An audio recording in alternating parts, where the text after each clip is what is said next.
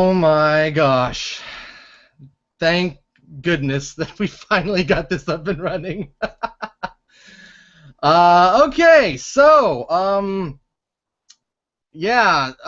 my apologies to everybody out in the audience. I hope everybody got the link. Speaking of which, if our studio contestants can post the new video link, I will give it to you. You can post it on various social media and all that good stuff. Sorry again, everybody, for the technical difficulties. Google has been the worst as usual. So, but enough about that. All right, so we are ready to begin. Welcome, everybody, to the fight of the century. It's Tail in the Air Live. I'm your host, Sean, the Fox in the Fedora, or just Fox for short, and welcome to Episode 2 of Toda Superfight. Anyway, let's introduce tonight's contestants before we get on to the main event. First up, flying onto the battlefield, Raven. Hello, sorry, I didn't want to. Hooray, introductions. Okay, off to a good start there, too. Okay. You can go ahead and mute again. Next up, she's not fishy. She might be squishy. I'm in a rhyming mood tonight. It's Wishy. I don't even know how to respond to that. I am random. Thank you. It's me. The party is here. Yay, party! Woo! Okay. Next up, he's on fire. AnKoBlaze. Ah! Put me out! Well, I would, but I don't have any water with me, so guess you're on your own. Following him, it's the wolf with the blue scarf, Corwin Lucas. Hi. Hey. Thank you for that. Yeah, you're welcome. Next up we have Thai. Good evening, everybody. Good evening. Thank you. Simplest one yet. Coming up next is that video game madman, Dr. Menace. Now on the next level. He is level 2 now. Congratulations. Don't let him review you. No, seriously, it will hurt. It's fightingleaf. The single greatest reviewer you've never heard of. I've been thinking about that one for like 10 minutes now. Congratulations. And last but not least, somebody's not muted. There we go. And last but not least, the mastermind behind the online series Vision Quest, the Shadwell himself, Saber. I'm going to have that carved in bronze. Alrighty then. Okay, so with that, on to the game, Superfight. Now, in case you out in there in the audience don't know what this is or weren't here last week, Superfight is a game where contestants draw 3 cards, a character and 2 attributes. An example could be Spider-Man, who is as tall as a skyscraper, but is stone-faced drunk. Yes, I'm not kidding. Anyway, once everyone has picked their cards, or in this case, I'll pick their cards, they then argue how their character and their character's attributes tops everyone else's characters and attributes. It's, as the box says, a game of absurd arguments. Now, there are quite a few rules and quite a few changes since last week's episode, so please, everybody listen carefully. I'm going to go through this as fast as I can so we just get to the game. Each episode will contain no more and no less than 8 contestants per episode with 1v1 duels. I shall remain mostly neutral, picking cards for everybody and reading them out loud, but sometimes throwing in a monkey wrench here or there. You never know, we foxes are pretty slick like that. However, I promise that even I don't know what the order of the cards are. They have been randomly shuffled. Both contestants will get 2 battles, each lasting 12 minutes, but split into 4 3-minute intervals.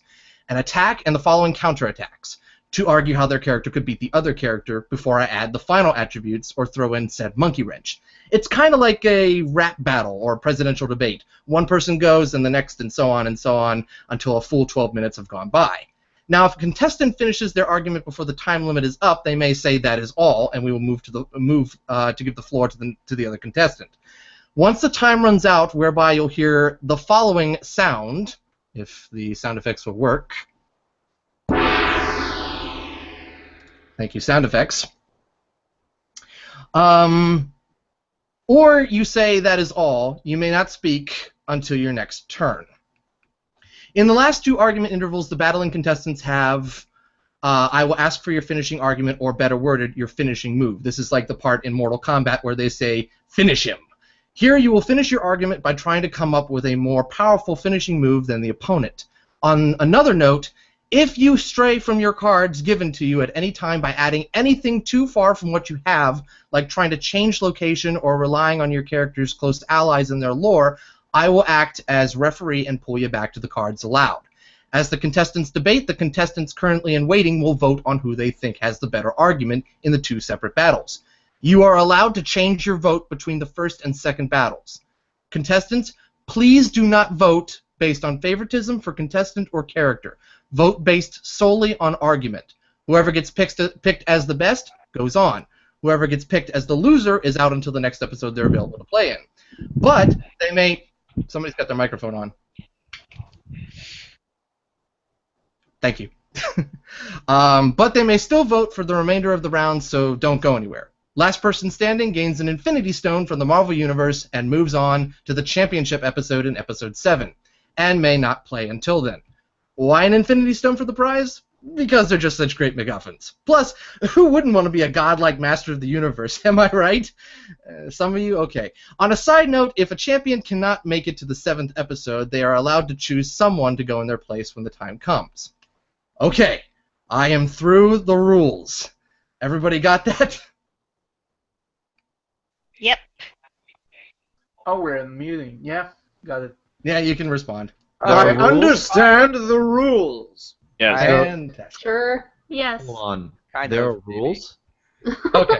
I've been on here before. And, Well, you know, Copy and paste it into my brain. Okay. Alright, so good. The Infinity Stone you guys are playing for this week is the Mind Stone. With it, you can increase your own brain power, becoming basically the most powerful telekinetic and telepathic being ever. Now, you too can blow not just your own mind, but everyone else's too. Don't read too much into that. Anyway, on to the game. Good luck to all of you. I can't wait to hear the arguments, and remember, this is all in good fun, so have at it. Alright, I'm going to go ahead and hand out the cards first so we can give people time to do some research if they get a card they're not familiar with. So the first battle will be Dr. Menace versus fightingleaf. I step into the ring, slightly casual. Oh, good job. I also trip on a rock. Okay. Boy, I wonder who put that rock there in the ring. Alright, so here we go. You guys ready to hear your cards? Let's do this. Okay. All right. First of all, the stage you will be fighting on is Dum, dum, dum, dum, dum, dum. Tokyo. Tokyo? There's lots of crumbly buildings there. All of Tokyo. Your fight is we are so going to destroy this place, aren't we? Yep, Oh. yep. Tokyo City's gonna be Tokyo Crater after this. Okay, Dr. Menace, which character pack would you like to pick from? Core, Expanded, or Nerd? You know what? Let's go with Core this time. Okay, Dr. Menace, your character is the entire populace of Canada. Oh, Canada's invading all of Tokyo today. Well, that's not actually very much. All right, all 5 of us. fightingleaf, where would you like to pick from? The Core, the Expanded, or the Nerd? I want to one-up Menace, but I don't feel like going all the way. Let's go Expanded. Expanded. Okay. Fightingleaf, your character is the Tin Man from The Wizard of Oz. Well then. All right. You're missing a heart. So. All right. So does that mean he's heartless? It's possible. Okay. Alrighty. So, Dr. Menace, which attributes pack would you like to pick from? The Core, the Expanded, or the Nerd? Let's see. I did Nerd last time, so let's do Expanded. Expanded. All right, Dr. Menace, you are all of Canada, the entire populace of Canada, and everybody is wearing macaroni armor. To be fair, we're at least wearing armor. All right, Fighting Leaf, where are you picking from? Oh boy. All right. Let's go with Core because I think Karma just got back at me for not doing that before. Okay. Oh dear. Fighting Leaf, your character is the Tin Man, and he's armed with a cattle prod.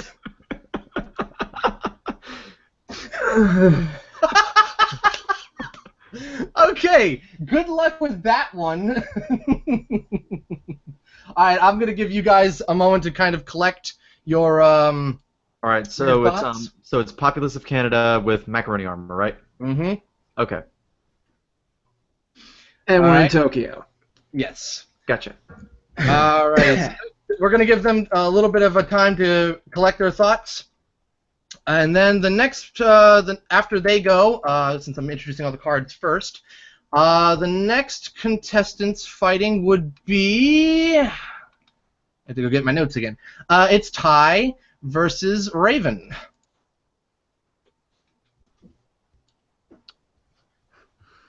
Are you present? Yes, I'm here. We're present. Welcome. Fine. Okay, so let's go ahead. Let's choose your battlefield first. Ty, you there? Yes. Okay. Yes. All right, so your battlefield is the Empire State Building. You will Oh be my fighting. God. You will be fighting on top of the Empire State Building. All right. This will be fun. Not much room to stand. Nope. Good thing I have Alright. wings. All right. It doesn't matter as long it's about your character. Yes. Okay. All right. So Ty, or not Ty. Raven. Which pack would you like to pick from? Let's go with nerd. That describes me best. All righty. Oh. Okay, Raven. You got a wild card. Oh no. What was that mean? I'll explain in a second. Everybody refrain from typing, please. Even people muted. Sorry about that. Gotta have everybody's attention. Raven, pick an internet cat. Any internet cat. I guess the best for the situation, like, I don't like this character at all, but it's the best one I could think of for the situation, so I'll be 9 cats. I had a feeling that was going to be the case. Nyan cat? Okay, Yeah. so... Okay, alright. Ty, where are you picking from?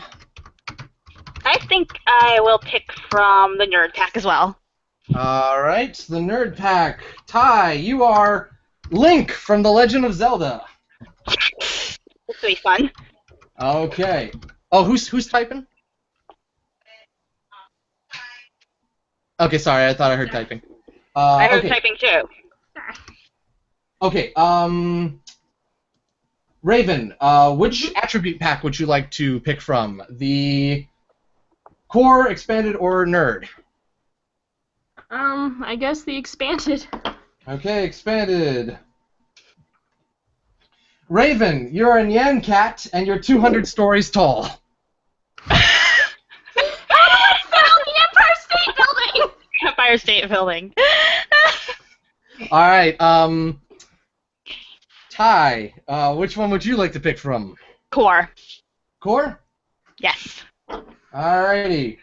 So you're Link, and you're made of guacamole. Heck! Well, at least I'm green still. We're both foods now, though. Since I don't want to keep the audience from the good stuff, I'll go ahead and just go with these two battles picking. So you guys can go ahead and mute and collect your thoughts. Let's see here. Okay. Come on back, Dr. Menace and Fighting Leaf. I have returned. Welcome. We are all ready. All right, I'm going to get the clock. Audience, people listening, you can go ahead and also yell out who you think has the better argument, because if we end up with a tie here in the studio, it goes to the audience. So with that, quick question though. Who Yeah. will go first? you. Okay. I was gonna get to that. Don't get ahead of me. Okay, so, all right. Okay, so Dr. Menace, you have 3 minutes. I will post the for the audience if you need to see this. These are our current battling contestants, and I will post what their cards are. So, when I say go, Dr. Menace, the floor is yours. In 3, 2, 1, fight! First of all, as we all know, that we are in the great country that is known as Tokyo, Japan. Wait, no, Tokyo is not a country. Anyway, we are in Tokyo, and you must realize that I brought the entire populace of Canada with me, which, as of 2015, the populace of Canada is 35,749,600. That's about less than 36 million people up against one 10-man. Really, just one 10-man. He's got like an axe maybe, and you know, of course, a cattle prod, which of course the cattle prod could cause some damage and some electrocution. But you must remember that when he takes down one, we got at least another 35 million more for these guys to try taking him down. And who's to say that we are protected? We got ourselves macaroni armor on ourselves. We can use that to protect our bodies and to make sure that we keep ourselves safe. Because as we know, macaroni is actually not shock absorbent, considering that it's actually made of bread. Considering it's made of bread and wheat products, and therefore should not be shock absorbent, so long as it's not damp, of course. Now, of course, the best way that I would believe that we can actually take him down is that, while he actually goes after one or a few of them, we have the rest of them basically dive bomb on top of him, take the cattle prod away from him, as well as his axe, of course, and basically dogpile on top. While the 10-man is, of course, well, a 10-man, we have to realize that the 10's density is not going to be able to stand up against over 35 million people, all of which are ready and going at him at full force. After all, we do have the entire populace of Canada going after him. And while you may say that it may be a small city, or very compact because we're in the city of Tokyo, you must realize that Tokyo is also known to be hit by a lot of kaiju, so therefore all of the buildings tend to be very weak in terms of destructibility, especially when battles happen in Tokyo. So therefore, we know that all of Canada could really just simply push down at least a small building. Not something big, but at least a small building. They could at least stand on top of each other, push a building on top of the 10-man. There's just simply a few ways of how all of Canada could simply take down the 10-man. Now, the defense will rest for this time. Okay. Alrighty, Dr. Menace, thank you. Please mute. Alright, time for a counterattack. Fighting Leaf, are you ready? I am. Alright, 3, 2, 1, fight! Canada. This is a land with many people, usually huddled around the very borders of the United States because, quite frankly, it's cold up there. Now, take them all to Japan. And more specifically, take them all to Tokyo. Here's a very important thing that my opponent forgot to take into consideration for this battle. You see, there is no actual time limit, and since we have an entire city for this battleground, the Tin Man can actually be anywhere at any time. The subway transit is actually very reliable down there, and so he can use that to go anywhere he needs to go. Above ground, below ground, he could be anywhere. He could be right next to you. And while he is no master of stealth, the city is full of very useful choke points that he could use to funnel down their numbers so that he could chop away at them with both his axe and his cattle prod a little bit at a time. This will be a battle of attrition. And since they're only protected with macaroni armor, that will do nothing to protect them against the axe or the cattle prod. You see, macaroni armor, while it does not conduct electricity, has a very important flaw, and that is it has gaps in it. Macaroni, even if you were to make the best kind of armor you possibly could with it, has gaps that the electric cattle prod could overcome. And so, if you give him a very long time to do it, and the Tin Man, I'll have you know, is not the dumb one of the group, nor is he the cowardly one of the group, but he is definitely the most resilient of the group. Now, let's assume that the battle takes place and we get to one of these choke points. The Tin Man can start beating people with both the axe and the cattle prod, causing whatever, blood-spewing wounds he needs to in order to get the job done. He could outlast actual people because he has no blood to let. He can suffer whatever kinds of wounds they have on him, but just 1 or 2 drops of the oil from the oil can, and he's right back to fighting condition. And he always has that oil can with him. Remember that. So, let's take another look at those people in this great land of Canada. My opponent also takes for granted the organization of these people all trying to fight him. No, they will not be so organized. Time is up. All right, Dr. Menace, unmute. It is time for your counterattack. You ready? I'm ready. 3, 2, 1, fight! Now it is time for my counter-argument. While you may be correct that the numbers of the people in our organization may be something of a little bit more not sophisticated than that of other countries, you must realize that it is all of an entire... Hello?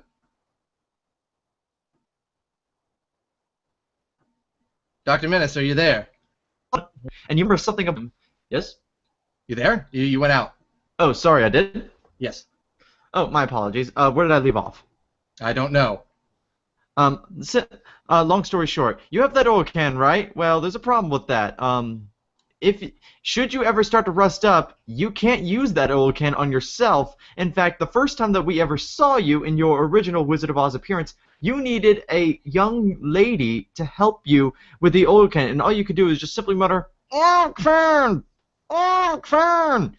and do nothing else in the meantime. Simply, that oil can is actually your one flaw. Should any water go around you, let's say be accidentally pushed into the ocean that's next to you, or maybe even splashed on by some water, or maybe if it's raining that day, you must remember that you must beware of water in Tokyo. And Tokyo is known to be very close to water and have many different water sources, especially with the entire populace of Canada with them, as well as also the fact that Canada, also going by stereotypes of course, have access to that of Canadian bacon and also using maple syrup as an attack weapon. I know that sounds very cliche and stereotypical, but at the same time we must understand that this is actually something that of a useful weapon for Canadians. The Canadians shall rest for now. Alright. Fighting Leaf, you ready for your counterattack? This will be the final one before the first voting. Oh, yes. Alright, 3, 2, 1, fight! Alright, so Tin Man does have a weakness to water. What's important to take into consideration is that water affects the part of him that it touches. So, if it touches only a small portion of him, he can easily use the oil to fix himself again. Now, back to these guys and their so-called weapons. Maple syrup would do very little to slow down someone as strong as the Tin Man. The Tin Man was seen chopping down a door in the Wizard of Oz movie with his axe, and so he is no pushover. And so, that being said, there are lots of ways that he can avoid water in this city. That's the advantage. Your Canadians would be everywhere, spread out. Tin Man only has to worry about himself. If it moves, he can get rid of it. So, that is what it all boils down to. Can the Tin Man, with his superior dexterity, overcome a bunch of normal, measly, fleshy people? The answer to that is yes. And there's another reason for that. Tokyo is filled with things that can help him. It is filled with other sources of oil. It is filled with other tools that he could use to help bolster himself, not just the axe. So if his axe, for whatever crazy, unlikely reason, were to leave his hand, he could definitely find something new. With a place like Tokyo, there are always giant razor-sharp kaiju bones lying around everywhere. And it's also the #1 world's exporter of katanas. So if he ever needs to get new weapons in case his other weapons fall apart, this is the place to do it. And so, all that being said, the people of Canada, they have their weapons, but they cannot comprehend the weapons of other nations. It's just how it works. I'm sorry. But the ever-adaptable Tin Man can incorporate any of his metal brethren into himself and thus become the triumphant warrior! That is all. All right, we're gonna take just a few like a minute here and let the other contestants go ahead and do a quick vote here in the in-studio chat and tell us who you think via the chat who you think should win. So we're going to just give the. All right, I'm looking at the. All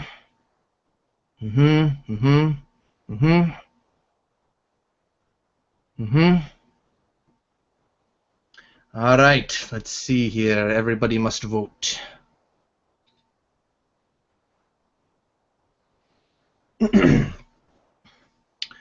All right, I'm going to announce the results of the first voting here in the in-studio chat. Let's see here. 1 for Canada. 1 for Tin Man. 2 for Canada. 3 for Canada. 4 for Canada. Looks like Canada's got this first round so far. All right, Zach, it seems you're in the lead. Ty, did you vote Conan or Zach? Okay, so that's 3 for Tin Man. Yep, okay, 3 for Tin Man, 4 for Canada. All right, so let me just put that up there for the audience and for myself. It'll be 4, and that'll be 3. All righty. I'll put that back up there. All right, Dr. Menace, Fighting Leaf, please unmute again. I'm going to throw in a monkey wrench. Oh boy. What's our monkey wrench? All right, you're going to get new attributes. 1 more attribute. This will be your final battle. Once you go through this battle, it'll be the next contestant's turn. So, Dr. Menace, which attribute pack are you picking from? Core, Expanded, or Nerd? Let's go Nerd. Okay, 1 second. Okay, here we go. All right, so, Dr. Menace, you are all of Canada wearing macaroni armor, armed with a phoenix feather wand. A phoenix feather wand, eh? Yes, so everybody has a phoenix feather wand. So all 36 million of us. All right, Fighting Leaf, where are you picking from? Oh, good gravy. Crap. I call hacks. Nerd! Give me Nerd! Okay, Nerd it is. Watch it be totally worthless. All right, so, Fighting Leaf, you are the Tin Man, armed with a cattle prod, and you're wearing a metallic gold bikini, and... Oh, no. Okay, so you're wearing a metallic gold bikini, and you're chained to... I gotta pick a character card. Fighting Leaf, which character card would you like? Core, Expanded, or Nerd? Core. Give me Core. Okay, here we go. Oh, no. Okay, so, Fighting Leaf, you are the Tin Man armed with a cattle prod, and you're wearing a metallic gold bikini, and you're chained to MacGyver. Oh. You're chained to MacGyver. Oh, this just got interesting. Oh no. I feel like I lost this one now. Oh, let's do this. Alrighty, so it's since Dr. Menace went first last time, Fighting Leaf, you get to go first. So 3, 2, 1, fight! And so, with the power of the gold-plated bikini and the incredible mind of this MacGyver-type person, the Tin Man, armed with everything at his disposal in Tokyo, uses the blinding, glaring sultriness of the bikini in combination with the technology of Japan and Japanese culture to become the Super Tin Man, using MacGyver's skill to take paper clips by the dozens and turn them into workable nuclear reactors. He can use that and the energy from the cattle prod to turn the bikini into the single greatest power source the world has ever known. And that way, he can reduce all of his opponents to smoldering ashes from the eyes first, because it works from light being, from the metallic gold bikini thing. It requires vision, and most of Canada has really good eyesight.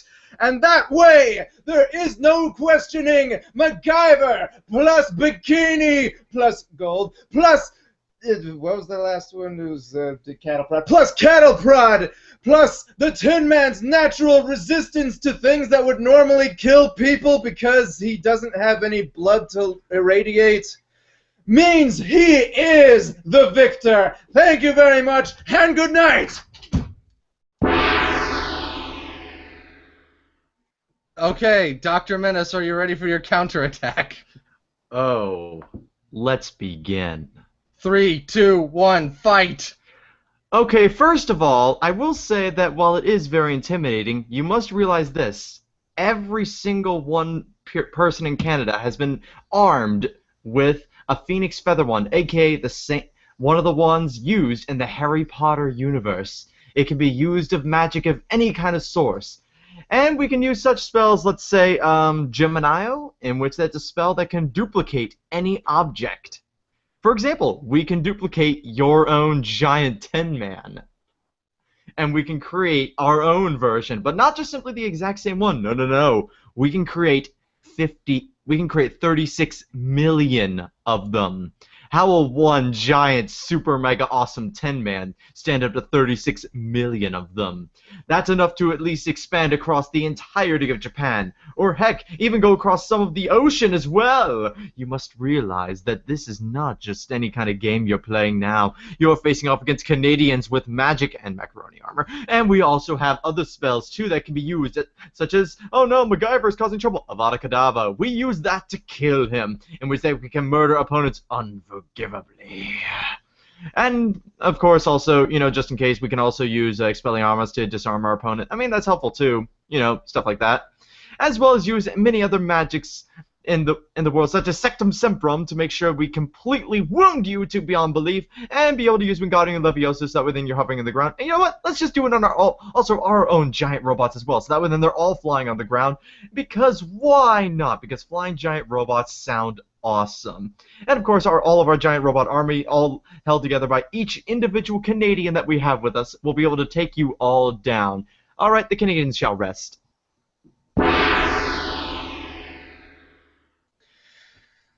Okay, now we go on to the finish him move. So I'm not going to time this one. Fighting Leaf, go ahead and give me a short, just a really, really short description of how the insert description here would take out all of Canada wearing macaroni armor armed with Phoenix Feather Wands. Alright then. It all comes down to this. Now, they're all coming in on the single guy, on the single robot, Super Tin Man, that they have at their disposal. Well, the real Tin Man, the core of his being, basically the head, would release high, high, high into the air, out of range of what's coming next. MacGyver, being the trooper that he is, would activate the final failsafe, the ultimate reaction bomb. This would react with the reactors of all the other duplicates, resulting in a gigantic explosion that destroys not just Tokyo, but, well, everything that happens to be around Tokyo for many thousands of miles, because that's how nuclear reactors work. You have fallen into MacGyver's trap. Thank you very much. He used your own weapons against you. And meanwhile, the Tin Man's core self is in Earth's orbit, safely away from anything that can harm it. And Canada is no more. Thank you, and good night. Dr. Menace, finish him! Alright, well, you think that you can defeat me with your final attack, but you must realize that I have other spells at my disposal. For example, Protecto Totalum, which is area protection spell. Basically, I can protect myself from any kind of attack. And I do mean any kind of attack. Every Canadian would survive your attack. And while, oh no, your little Tin Man is safe in the Earth's crust, well, we can just disvaporate to you, take your head, bring you back out, and then, of course, we can just simply take you apart using Akio, everything about you. And then you're just down to just a simple little Tin Man. And then we take you all down with one giant unison Avada Kedavra. And that is, ladies and gentlemen, is how we defeat the Tin Man who is chained to MacGyver with nothing but a cattle prod. Also, Expelliarmus to that cattle prod. Thank you. Alrighty, contestants, please mute. Alright, in the studio audience, the other contestants who have not yet played, go ahead and vote for who you think will win, and we will calculate the votes. And if it's a tie, we will go to the audience. Let's find out.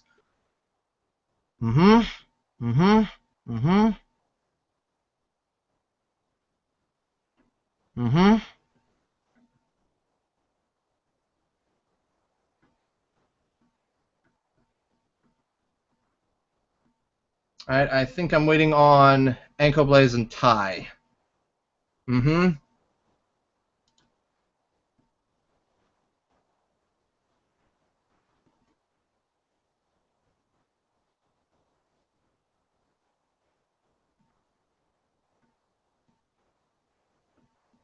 AnKoBlaze, I need your vote.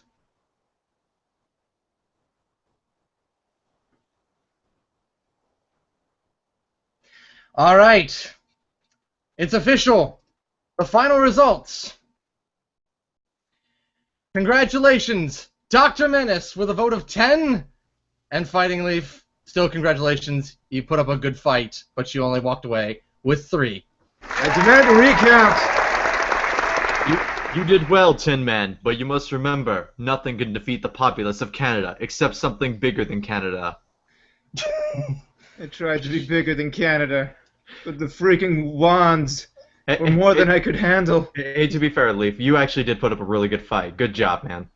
It was all MacGyver's. All MacGyver. Give it up for MacGyver, everybody. Yes, of course. All right. Time to hang out. See you all right. Well, okay then.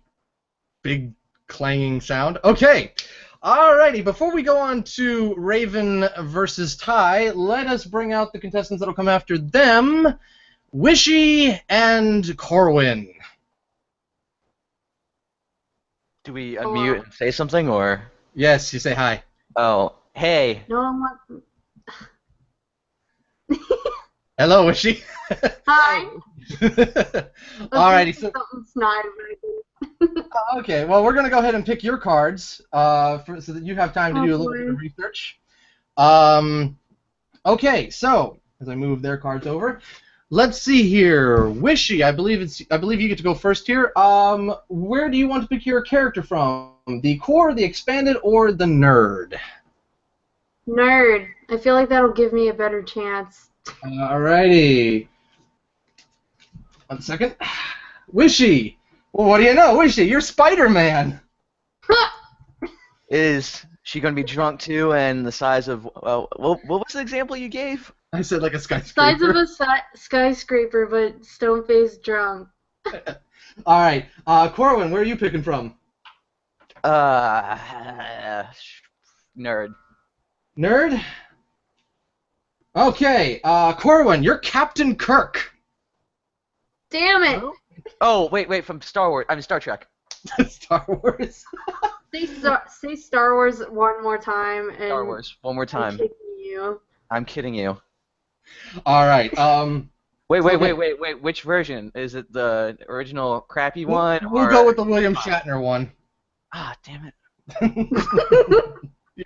All right. I don't want to be Shatner. I'll be Chris Pine. That's the only one. No.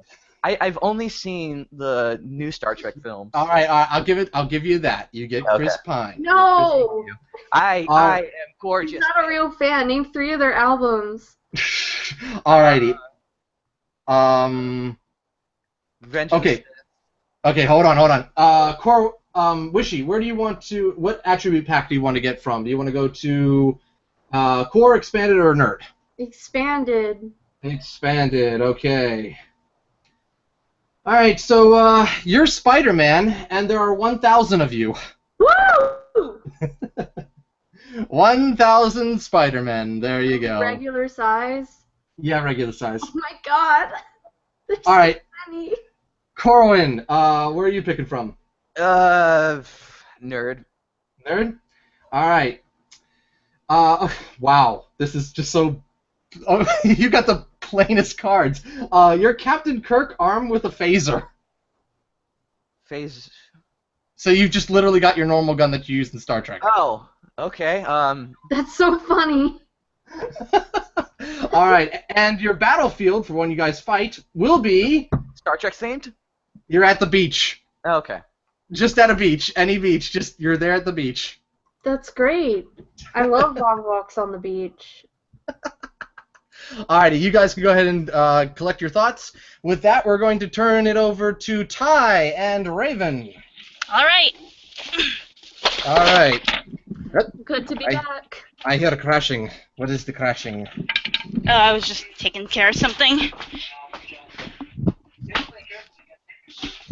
Alright. Just update that for you. Alright, so just to refresh your memory, Raven, you're Nyan Cat, and you're 200 stories tall on the Empire State Building, and along with you, you're fighting Link from The Legend of Zelda, who is made of guacamole. Right. So, I am so sorry. So, let me just pull up your photos here, and... Okay, you ready? We're gonna go... Okay, we're gonna start with... Raven, you're first. You all set? Yes, I'm ready to go. Okay, 3, 2, 1, fight! Let's start this off with the obvious. I can fly all the time. Why Link has to walk, even when he has his horse, that wouldn't be much use on top of this building. All I have to do is flick him off, or crush him between my claws and lick off the leftover guacamole. He may be a hero, but he can only win with his sidekicks. I've always flown solo, and I can still get the I'm famous on the internet. People have to play you. You're quite actually easy to beat without your little fairy. You use tools, while I just use my powers. I can fly across the world, while you can just hook with your hook shots. Are you using something? Huh? Are you reading from like a rhyme, or are you just making up a rap? I don't mean to rap. I'm sorry. If it rhymes, that's an accident. I swear to God. It sounded like a rap almost. I'm trying not to. Okay, anyway. Like I said, I can fly. I can't talk right now. I apologize. I can go through space. I'm a cat. I have claws. While you just have your sword and your little shield. And how's that gonna stop you from falling to the ground? That's all I have to say for now. I'm done. That's all you got? Yeah, that's all I got for now. Okie dokie then. Alrighty, Ty, you ready? Yep. Okay, Link is made of guacamole. Ready, set, fight. Well, I might be made of guacamole, and we're on the Empire State Building, and you might be huge, but that just makes you a bigger target to hit as a giant Pop-Tart. And I'm pretty sure Nyan Cat doesn't really have claws. Like, it's mostly just like little paws, and they're pixels. So even if I do fall, I'm made of guacamole, and I could easily pull myself back together. So yeah, and I do have that sword, and I'm pretty sure you can also use a bow. So there's that too. I can shoot you. That's all I have right now. Great. I'm like really distracted. Great fight. Don't get distracted. Alright, okay, counterattack Raven. You ready? I'm ready. Okay, 3, 2, 1, fight. You say my size is my weakness, but come on, I'm bigger than this building. You fall off, you just go splat. I'm trying not to sound like okay. And yeah, you may be able to reform, but honestly, if you go splat and go all in these different directions, how are you even going to climb back up the building? As far as I'm concerned, I don't think Guacamole is that good. It's, well, sticking and climbing up sides. I mean, you could use your hookshot, but it does have a range, and I don't think I can go 200 stories back up to the top where I will remain. Oh my god, I can't help it! Oh my god. Are you just this good? That's what I gotta ask. I guess so, I'm sorry. Okay, stop making me laugh. Just stop commenting. If I accidentally run, just ignore it, please. You got it. Floor's yours. Okay. And yes, you have your arrows, but who says you can even hit me? Once again, I may be big, but I can still fly. The speed is faster than your arrows can even shoot. And even then, how many arrows do you have? You can only hold 30 as far as I remember. And soon you'll run out, and then you'll just have your sword. And once again, how can that sword even reach me? All you once again have to do is just step on you and lick you off my paw. You're just a bunch of guacamole, a condiment, a food. How are you gonna beat me? Like, I may be a Pop-Tart, but at least I'm not just a side condiment. I'm the best breakfast. Why, honestly, I don't even know that many people who like to eat you as a side with their chips. That's all I have to say. You have a sword, but that's not much it can do, and I'm 200 stories tall. So, what else you got? Because I don't see any way how you can beat this big kitty. I'm done. Wow. That's some collected thoughts right there. Alright, Ty, you ready for your counterattack? Yep. Alright, this is the last one, and then we vote. Ready, set, fight! Well, like I said, you're still a pastry and can crumble easily even from inside, so I could kill you from the inside as well if you were to try and lick me up. Because I could probably easily reform in your place since I was made of guacamole. And that would probably give you some really nasty indigestion. So there's that, too. And I don't know, that's all I really have. That's it? Yeah, sorry, I'm like... Alrighty, go ahead and mute again. Wow, okay, studio audience, go ahead and give me your votes. Or just studio contestants. And I will start putting them together. Alright, let's see what we got here. Mm-hmm.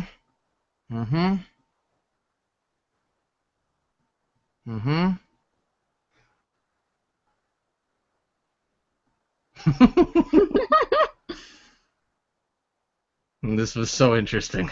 I swear I didn't mean to rhyme. You're fine. That was embarrassed. We'll just say the mind gem's going crazy and giving you the ability to rhyme. I'm a poet and I didn't know it. Mm-hmm. 1, 2, 3, 4, 5, 6. Okay. Looks like it's a good start for Raven there. It's unanimous over here for 6 for Raven, and so far 0 for Ty. Okay. Well, let's see if some monkey wrenches don't turn the tables here. All right. Raven, what attribute would you like to pick from? Because this is going to be the final attribute here. Core, expanded, or nerd? Let's go with core. Core? Mm-hmm. Okay, going with the core. All right, so, oh no, Ty, your card better be great because okay, Raven, you're Nyan Cat, you're 200 stories tall, and you can shoot lightning.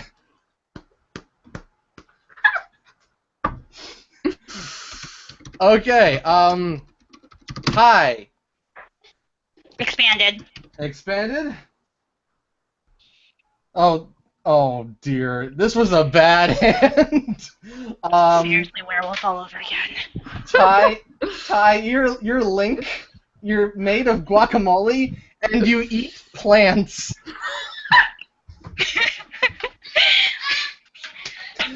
Okay, here we go. All right, here we go. I'm sorry. Spinach gives All right, so Ty, you're up first this time. You ready? Mm-hmm. All right, here we go. 3, 2, 1, fight. Well, since I can eat plants, I could probably eat anything, and that would definitely, if she would ever try and eat me, I could have something poisonous in my system that would then transfer to her, killing her along with me. And not to mention, I could also eat any sort of plant like spinach or anything, and that would give me all sorts of strength to defeat her that way, and speed. Anything else? No.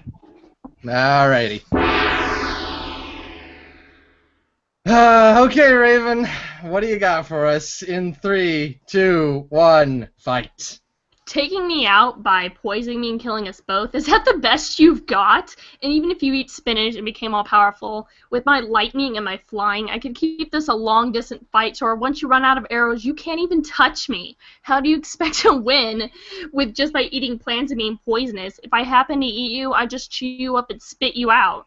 Cats aren't fond of guacamole anyway, so you're nothing but a plant that eats more plants. So what are you really going to do? Are your arrows made of guacamole too? Because once again, I just fly off and shock you till you're gone, until you're nothing but crispy and brown, and you can't even reform. I'm done.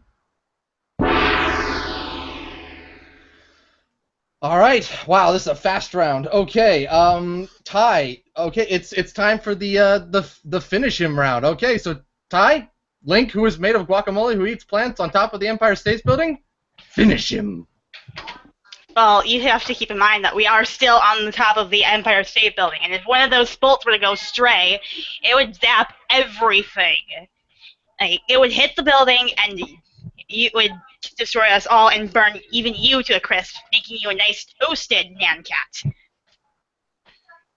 All right. Is that your final answer? Yeah. Okay. Raven, finish him. How am I supposed to shock myself when I'm flying way above you? And who am I to care if it shoots everyone else, as long as you're the one who gets this extra crispy? It doesn't really affect me that my lightning bolts will hit you, as long as I'm high enough to make sure I get done with you.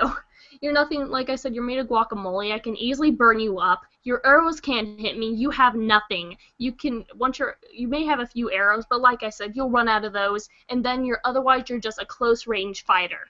Link uses mostly a sword and other close range items. He can't hit me. He'd be gone and toasted and shocked into oblivion. I just have to send off a little lightning bolt while I'm flying around. I could crush him between my claws. Or my paws. He just can't win. It's impossible, and I'm sorry, but that's the truth. I'm done. Wow. Okay, it's time. It's time for the voting process. All right, let's go to the studio audience here, or the contestants. All right, let's have the votes. Audience, just in case it ends up being a tie or whatnot, we can go ahead and have you say who you like as well. Ooh. Mm-hmm.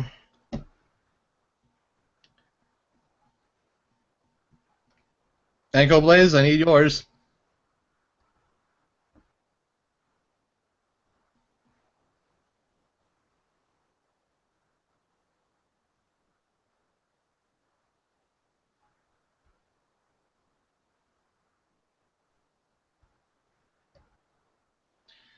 All right, the votes are in. It was a slaughter. Wow, that was a bad hand.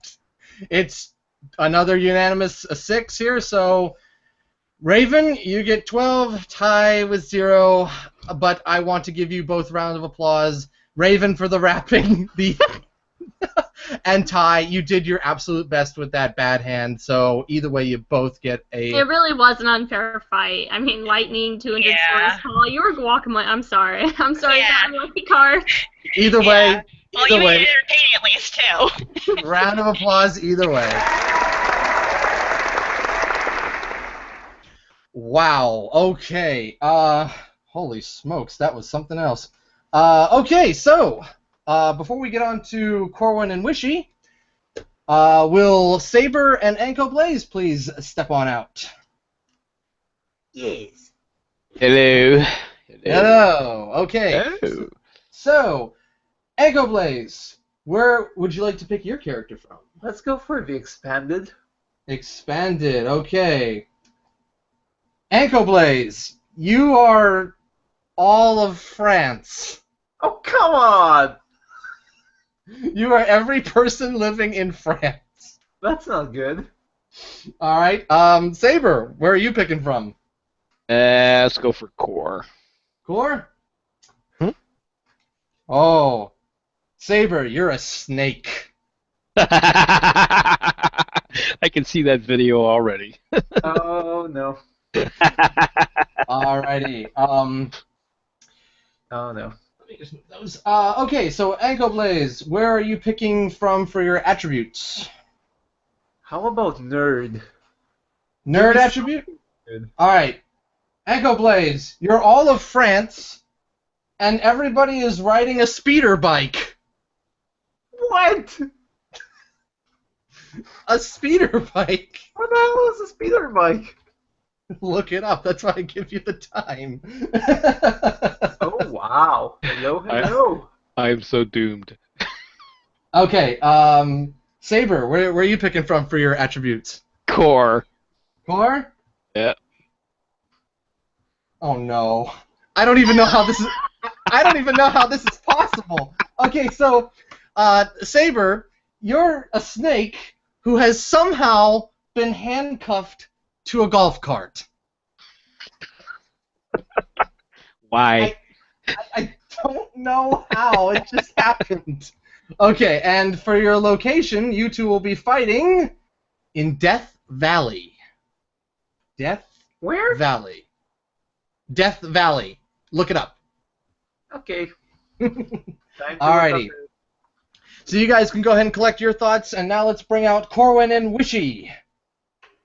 Yay, I'm not prepared at all. Let's do this. Alright, to remind you, Wishy, you're Spider-Man, but there are 1,000 of you. And Corwin, you are Captain Kirk, armed with a phaser, and you're both at the beach. I mean, I'm still wondering how the hell I got such boring yet accurate cards. Oh, Alrighty, so we will start with Wishy. Are you ready? Yeah. oh, she Much wishes. as I'll ever be. Alright. In 3, 2, 1, fight! Alright, so you got Spider-Man and Captain Kirk, and as beautiful as Chris Pine Captain Kirk is, Spider-Man has so many advantages over him, not to mention that there's 1,000 of him, which is a lot. Spider-Man has he has spider sense, so if you try to do something sneaky, Spider-Man's gonna be like, dude, I know what you're doing. I'm so bad at explaining this. You know what spider sense is. I don't have to explain this. Actually, you need to explain it for me. No! Yeah, he's able to feel danger in its severity of it. So again, if you tried something sneaky, like stabbing him behind the back, he'd be like, yeah, I can hear that. Sense danger before it happens. He's also got enhanced human abilities, so enhanced strength, enhanced vision. He's got all of that. So multiply that by 1,000 against one Captain Kirk with a phaser gun is kind of, it's already game over, dude. I don't know how else to explain this, but it's over. You're just like, it's over, that's it, we're It done. is. Ouch, I mean, ouch, man. Corwin, you gotta mute. Oh, sorry. no, I'm good. We're done. Alright, you're done? Okay. Corwin, you've got the floor. All right. Alright, ready? Before I begin, though, Mhm. Captain's log, stardate 70072.4. I tried to put Loshi on Spock, but he denied my advances. Thank you. That's all I have. No, I'm kidding. Alright, 3, 2, 1, fight. See, what you fail to realize is that Spider-Man is pardon my French here, Anton, but he's a cocky MF. So he doesn't he like to say a bunch of like, I don't know, like, what's the right word for it? Comebacks or whatever, I don't know. One-liners. So get 1,000 taunts. Thank you, Doctor. Put 1,000 Spider-Mans in a room, well, the beach, whatever, but in a group together, and they all just want to taunt. Taunting is it's like spider sensing for Spider-Man. He needs to taunt. So get 1,000 together, they're gonna explode because who can really, talk over each other? That's just not possible. Now, as far as me winning, see, the thing you also fail to realize is, according to all the fan fictions I have read about Captain Kirk and Spider-Man, Spider-Man might be gay. Fan fictions are not allowed. Okay, you're not giving me much to work with, dude. Okay, there's a possibility that Spider-Man might be gay. So, I mean, have you ever seen Captain Kirk without a shirt? I mean, hold on, Fox, can we have if I send you a photo, can you? No, you cannot send me a photo. Everyone listening, just go look up Chris Pine shirtless, and then you'll find a bunch of you'll thank me later. Okay. Let's see. Hey, at the very least, I'm not doing a mocking William Shatner voice. Yeah, how he, I don't know, pauses every few seconds. And anyway, where was I? Oh yeah. So you get 1,000 Spider-Mans. Some of them might be gay, okay? And you got Chris Pine, who's one hot dude. And since he's on the beach, chances are he's shirtless. Am I right, guys? So there's bound to be some Spider-Mans just spider-webbing their pants, okay? That's all I have. I don't really have anything. That was terrible. I guess Captain Kirk could shoot Spider-Man with his label maker gun. That's all I have. Label maker gun. This might be another easy win for you. Wishy, you get your counter attack. Let's refrain from fanfics and rumors. Those do not count. Close out of fanfiction.net then. All right. Wishy, counterattack in 3, 2, 1, fight. This bird got me. Oh my god. I'm just imagining all the Spider-Men just taunting each other. Even if that were the case, he normally taunts after he kicks butt. Every time he either takes the time to taunt when he knows that he's going to win a fight. So, even if they were taunting each other, 1 out of the 1,000 would definitely still be game on fighting Captain Kirk.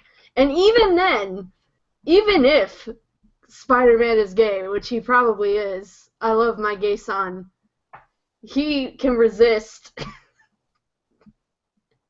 He can't resist Kirk's charm, Chris Pine's charm. He would probably, all 1,000 of them, use their little web thingy to grab him and throw him into the ocean, and it would just be an easy fight. Or they'll just, grab him with his spider web And all 1,000. Yeah, web thingy where he shoots the spider web out of his hand. That one. But yeah.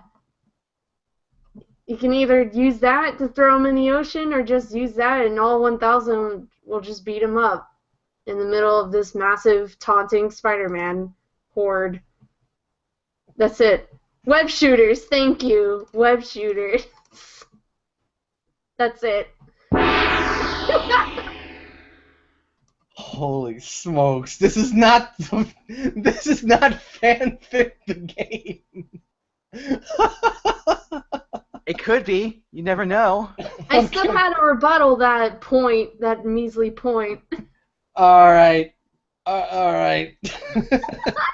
Corwin, this is it. Last one before the vote. Okay. 3, 2, 1, fight. Oh, I'm sorry. Are we beginning? I'm sorry. I'm just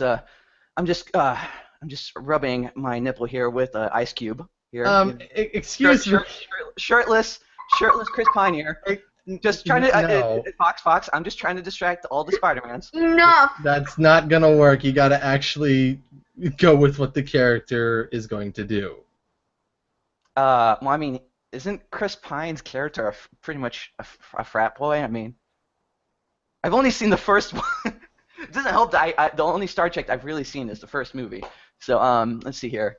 I mean, just Chris Pine here, shirtless. Do you want me to label something for you? I can. I don't think he's ever been shirtless though. He's on a beach, Fox. Okay. God, you don't go to the beach. Just I'm just wearing. What does he wear? Leather. What does he wear? I am not prepared for this. It's a Starfleet uniform. He's wearing a Starfleet uniform. Yeah, but he's on a beach, Fox. Okay. You're not arguing with me. You're arguing with her. Fox, don't tell me what to do. So anyway, Captain Kirk he's wearing a swimming suit that is Starfleet themed. That's as far as I'm going. But he's on a beach, goddammit. Anyway, where was I? Oh yeah, Chris Pine's nipples. Man. Jeez.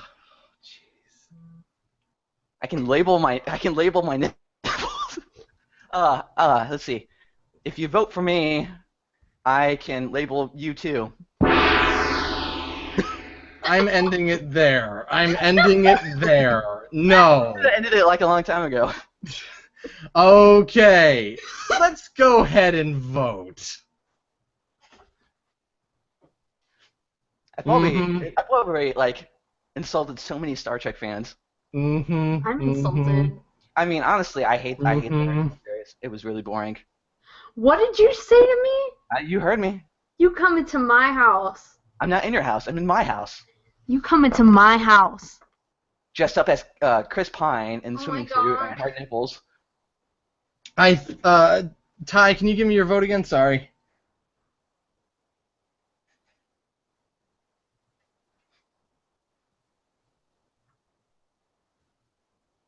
Yeah. That's what I thought. It's pretty unanimous. I mean, don't blame me. Blame Fox and the fact that he chose the most basic thing out. I picked the nerd cards, for goddammit. Well, let's go ahead and see what we get next, okay? If I get some sort of basic card again, I am just. All right, Wishy. What attribute would you like to go with? I'm gonna pick core. Core. All right. So you're Spider-Man. There are 1,000 of you, and you're armed with poison-tipped lances. Yes, I was hoping for a butter knife, but that works too. All right, Corwin, where are you picking from? Core. Core. Okay. Okay, so you're Captain Kirk armed with a phaser and you have no depth perception. I can work with that. Alrighty. It gets worse. It just keeps getting worse. Alright. I can make it work. If I can make Captain Kirk sexy, I can do anything. Anyway. Don't do that again. There's no effort into making him sexy. He's already. Wait. Which one? Chris Pine, William Shatner, or the bald guy? What's his name? Or the bald guy. What's his name? Isn't that Captain Kirk? That's Picard. The same thing. Not really. Oh my god, look at this amateur. Okay, I'm sorry, Corwin. Corwin. What? 3, 2, 1, fight. Wait, am I going first? Or? Yes, you're going first. Okay, I don't know what you're doing all the way over there, Spider-Man, but Spider-Mans, but I can maybe shoot you. I don't know. I have terrible high eyesight. You might be in front of me. I don't know. But see, the thing is, you're like a massive huddled group of Spider-Mans with lances. Not only lances, poison-tipped lances. So you're bound to kill off just most of all the Spider-Mans. I mean, it's Kobayashi for you, pretty much. Did I use that right? I don't know. Anyway, I may have just no depth perception, but I'm shirtless. And I have my label maker too. I can maybe label you. Wait, hold on. Okay, never mind, misread that. Sorry, never mind. Okay, Wishy, preparing for slaughter. 3, 2, 1, go. Okay, just because there's 1,000 of us doesn't mean they're gonna be hoarded in one spot. They can if they wanted to, but they could easily just spread out. You have Spider-Man in a palm tree with his little spider sense and his spider powers just sticking to walls and stuff. And then you got Spider-Man in the sand, and you got Spider-Man in the ocean. There's just Spider-Man everywhere. Where are they coming from? We don't know. Kirk may be shirtless, but there's Spider-Man with poison tips lances. What all? Oh my god. I'm thinking. You have no depth perception. You don't know where you're going. You're probably going to stumble in the sand. Also, if you do shoot me with the phaser, you realize it's a phaser. You can't, it doesn't hurt, it just stuns. It literally just stuns. So there will be a little Spider-Man who's like, oh no, I'm paralyzed. Oh, well, at least there's 999 more of me. Like, it's a lose-lose. There's literally no way. There's just all these men with spider powers just walking around and about to kick your butt. And that's all I have. Okay, moving on to the finish him round. Corwin, keep it short. Finish him. Just Chris Pine here, shirtless. I mean, this is pretty much Kobayashi Maru for you. So, just bask in the glory of my nipples, and that's it. Wishy, finish him, please. Okay, so like. Come on, I can take it. So we have 1,000 of these guys. So we make this huge spider web, like a trampoline kind of thing, and then we have the Spider-Man, the OG. We have him jump from the web, carrying all the other Spider-Men on him. Are there palm trees on the beach? Depends on where you're at. I'm asking Fox. Are there palm trees on this beach? It just is at the beach, so I'm going to go ahead and allow that. Okay.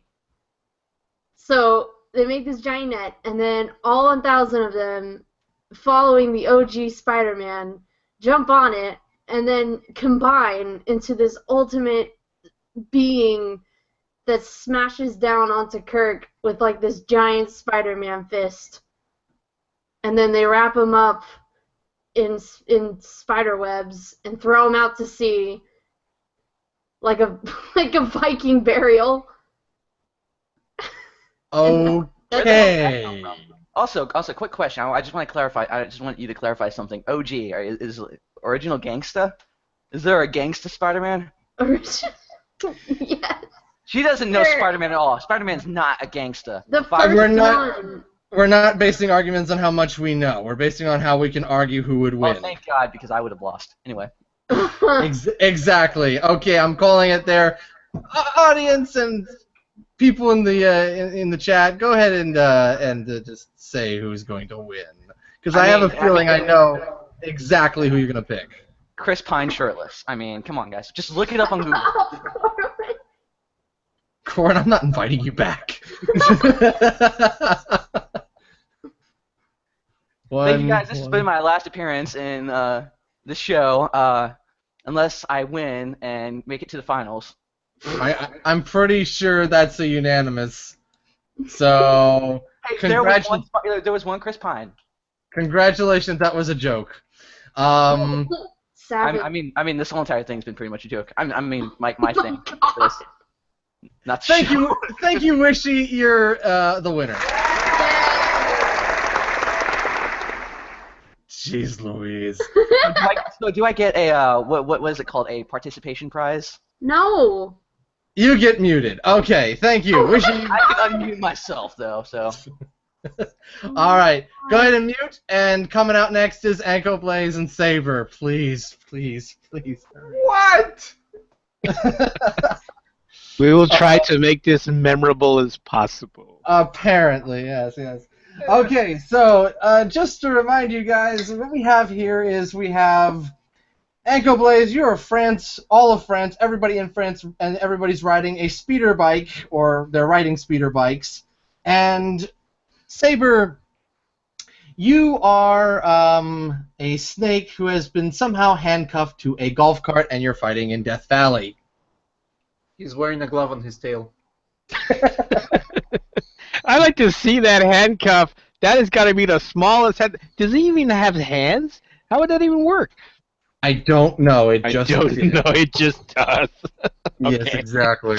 We'll go with it. We will go with it. Alrighty, AnKoBlaze, you're up first. 3, 2, 1, fight. Okay, so us people are friends that I don't know, and they'll probably offend any French person that's probably listening. I apologize in advance. Basically, we're 64 million people, 668,129 that live currently in France, and we're all currently in Death Valley. Even the babies and, elderly, because we couldn't leave them out of it. Where's the fun in that? And we all got ourselves them fancy speeder bikes that also apparently have lasers that can shoot out of them for some bizarre reason. I have not seen Star Wars, don't you lynch me for that? Oh, jeez. From what I've seen, however, the speeder bikes do have lasers that they can shoot. Hush, you in the chat. Essentially, he is a snake that is tied to a golf cart, and there are like 64 million people against him. The odds are not quite good. I am done for now. Alrighty. Okay, Saber, 3, 2, 1, fight. Okay, well, I will start by saying, basically, we're talking about a snake in his natural habitat, Death Valley. And he can pretty much melt into the scenery. You'd never be able to find him, even though he is being handcuffed to a golf cart in Death Valley, which I'm sure there's a lot of golf carts in Death Valley. You'd never be able to find them. Now, you say there's 64 million French people in Death Valley. Well, all those French people are gonna need some water. And, well, there's not a lot of water in Death Valley, I don't think. So they wouldn't be able to find him, basically. If they're riding speeder bikes, we're talking, I don't know, I'm pretty sure speeder bikes go faster than golf carts. So they would kick up a lot of dust. It just make it even more impossible to find them. As a snake, I would definitely play it like all snakes do, defensively, and protect myself. And when one French person decides to come close to me, I would strike and paralyze or kill that French person, and then hide again. And it would be just like a huge domino effect of French people paralyzed and dead. That's it. That is all. Okay. That is all. All right, AnKoBlaze. 3, 2, 1, fight! Sorry, That that is- was a mistake. I'm sorry, I hit the button Honestly, again. like, is my round already over? Anyways, well, not necessarily true. What you say about the speeder bikes rising up a storm, the thing is, it can levitate. It floats above the ground. Therefore, as we search for the snake that's tied to a golf club, which I'm sure, like in Death Valley, that's the most common thing to see.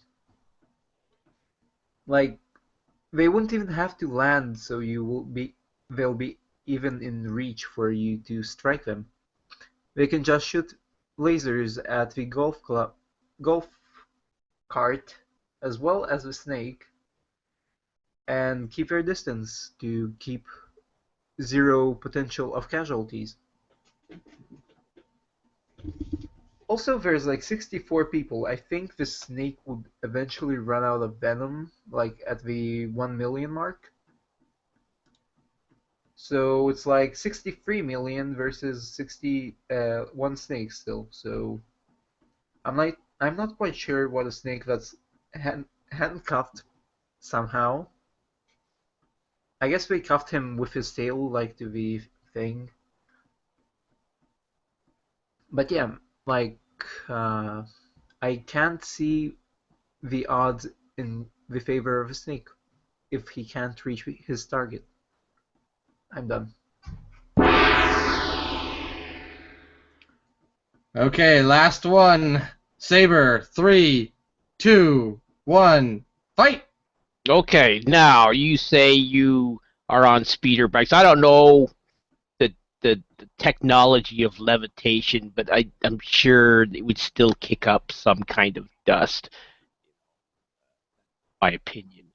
And it looks like all French people, they're just pretty much humans, and I don't know any humans who actually are not physically scared of snakes.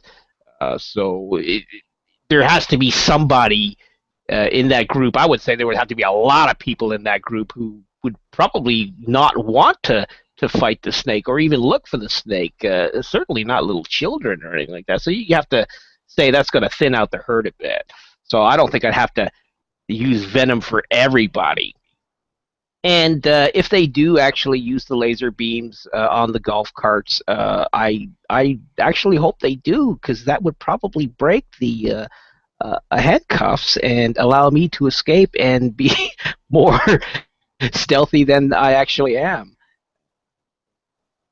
And, let's face it, we're talking about French people here. They don't consider snakes a delicacy in any way. So they would actually probably be more repulsed over a snake. And that's my argument. As pathetic as it is. There you go. Good I'm done. Alrighty, we're gonna go for the first set of voting. Let's see what we got.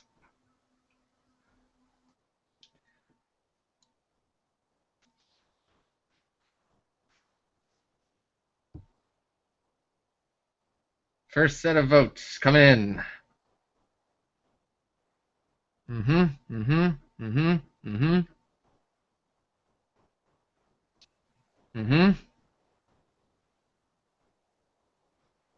What was your vote again, Ty?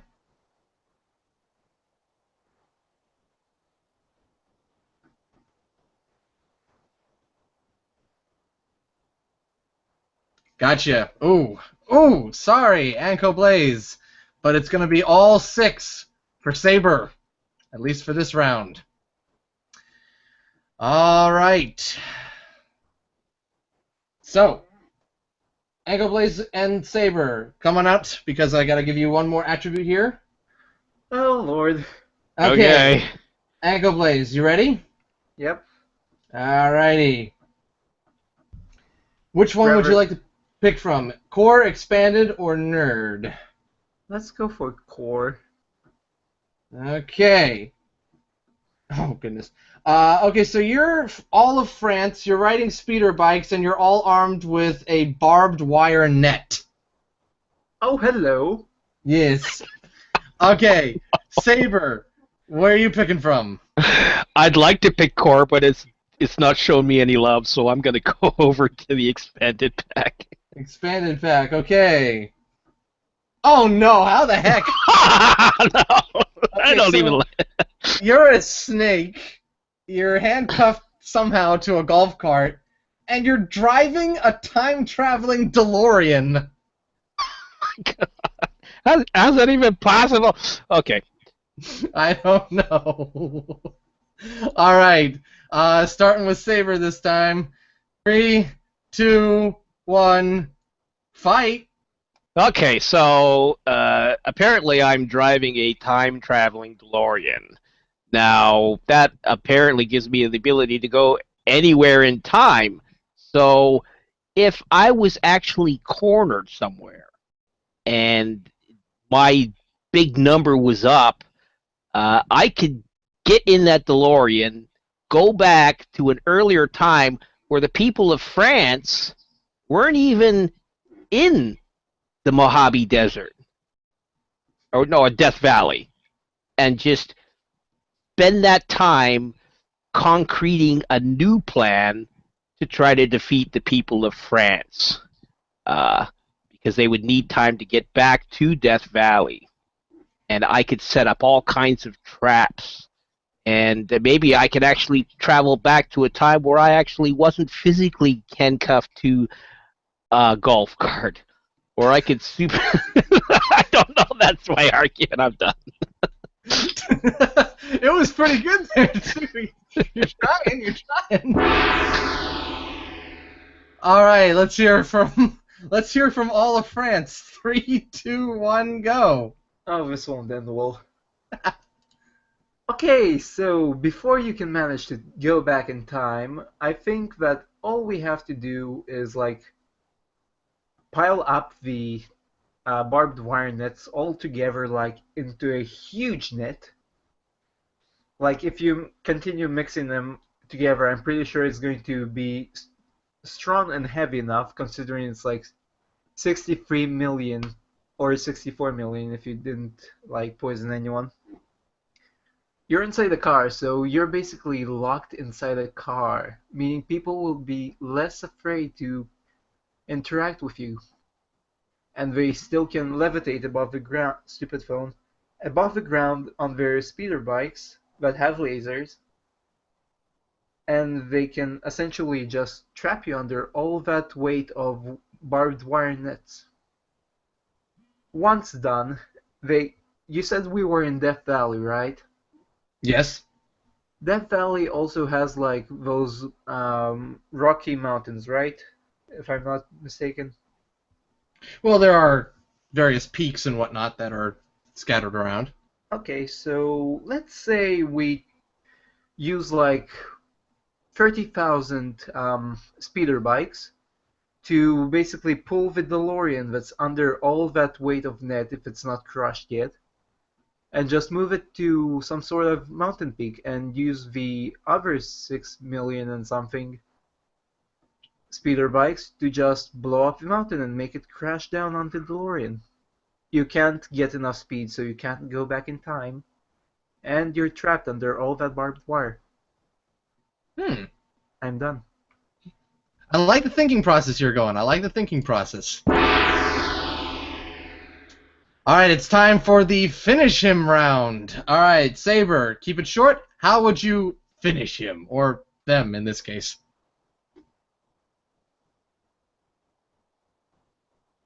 Saber? Is he still there? Oh, sorry. Ah, there you go. Yeah. So basically, I would hold up escargot and throw it, and all the French people would basically run towards that, and I would be safe. Okay, so I gotta intervene there. I know. Where am I getting it right? Yeah, where are you getting the escargot? I physically ate escargot, so it would go right through me. What? No, never mind. I would just play the stealth game. Okay. I'm good at it, and I would stay in hiding. I think I would be able to hide from the people of France. Okay, And, so you're. I'm just gonna take my time and pick them off one at a time. All right, so your finish was to pick them off one at a time. Yep. You're not using your. Okay, remember you're handcuffed to a golf cart, so you got to worry about that, and you also got a time traveling DeLorean, so you got to include those things. Oh, I have to include those things. Yeah. Okay. Well, I'm physically driving a car, so my golf cart is inside the car, so that's really not at play.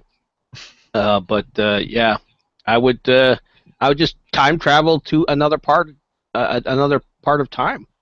I think I would be able to get away. I do. Alrighty. That's it. That's all. So your way of winning is to just go to a different time where France can't hurt you. Okay. Yeah, pretty much. Alrighty, all of France. How are you going to finish him? So before he manages to gain enough speed in order to go back in time, like I said before, we basically drop that huge and very heavy mix of 64 million barbed wire nets. Also, we can use it to pop his tires, like if we drop it down on the ground as well while he's driving. Mm-hmm. Meaning that he will essentially won't be able to gain enough speed, or he will at least be struggling to even pick up over the 60 miles per hour, meaning he will essentially be stuck in the current timeline with the 64 million French people. By the way, when you mentioned that they don't even think of snakes as food, that may be true, but they are fashionable. They could possibly think of making him into a, I don't know, like snake boots or snake purse. I don't know what people like in the fashion world.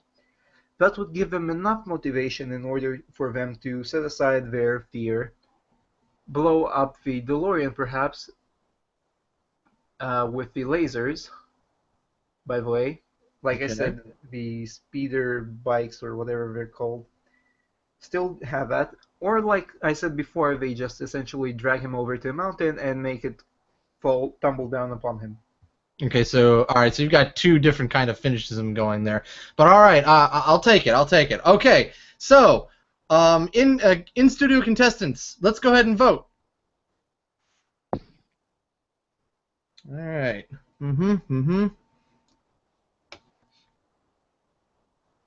Ooh, okay.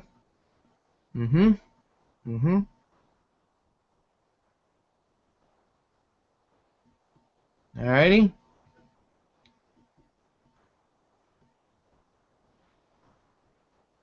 Alright. Ty, can you do it one more time? Sorry about that. Oh, there you go. Okay. Okay. Alright, well, it would have been a tie, but unfortunately, Saber got ahead at the start there. So... I don't even know how that's possible. It's such a weak ending. It was like horrendously weak. It's like, oh my god, it's like walk away with your head full of shame ending. Is what it is.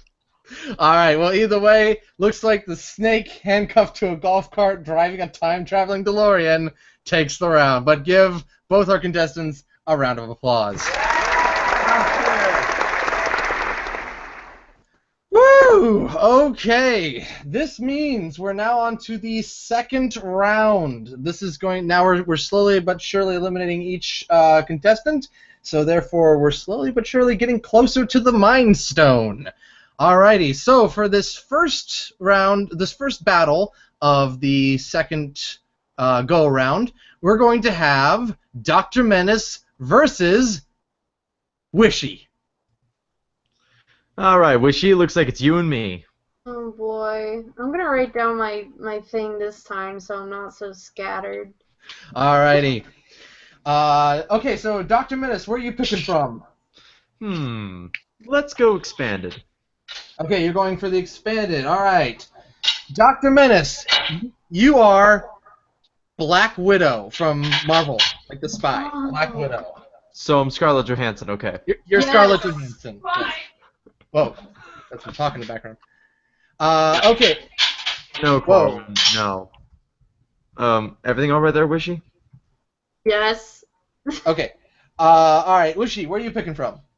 Nerd. Nerd? All right, let's see what you get. You are Neo from The Matrix. Oh my god. You are Keanu Reeves from The Matrix. Jesus Whoa. Christ. Whoa. Whoa. Alrighty. Before I give you your attributes, let's find out where you'll be fighting. Wow. Thank you, location deck, for the most generic place ever. You're in a forest. Do we need anything else? Do we need anything else? Right. So do we have any attributes? Yes, of course you have attributes. Of course. I'm a little worried, that's all. Alright, so, Menace, where are you picking your attribute from? You know what? Because it really helped me out last time, let's go classic. Classic? Okay, so you're going for the core. Alright. Dr. Menace, you're Black Widow, and you have a mustache that can stretch and move at will. Bo.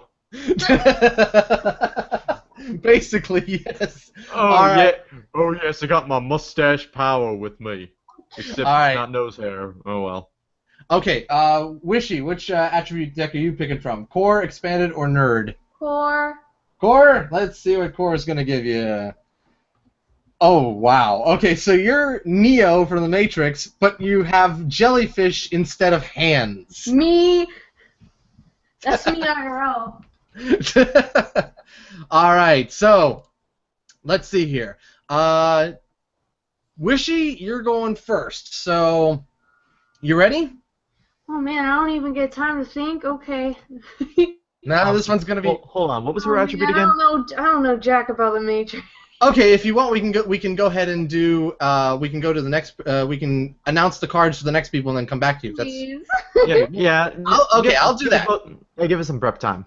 all right. Prep time. You got it. Okay, so that means we're going to Raven and Saber. Oh. All right. Saber, you there? Yeah. No. There he is. Okay. All right. Pick a character card. Raven. You know, well, last time I'm gonna go with nerd again. All right, nerd. Nerd. Okay. Nothing about this. Oh, okay. You might. This is the character that you got is River Song from the Doctor Who series. I don't know who that is. What? I don't know. I've never watched Doctor Who.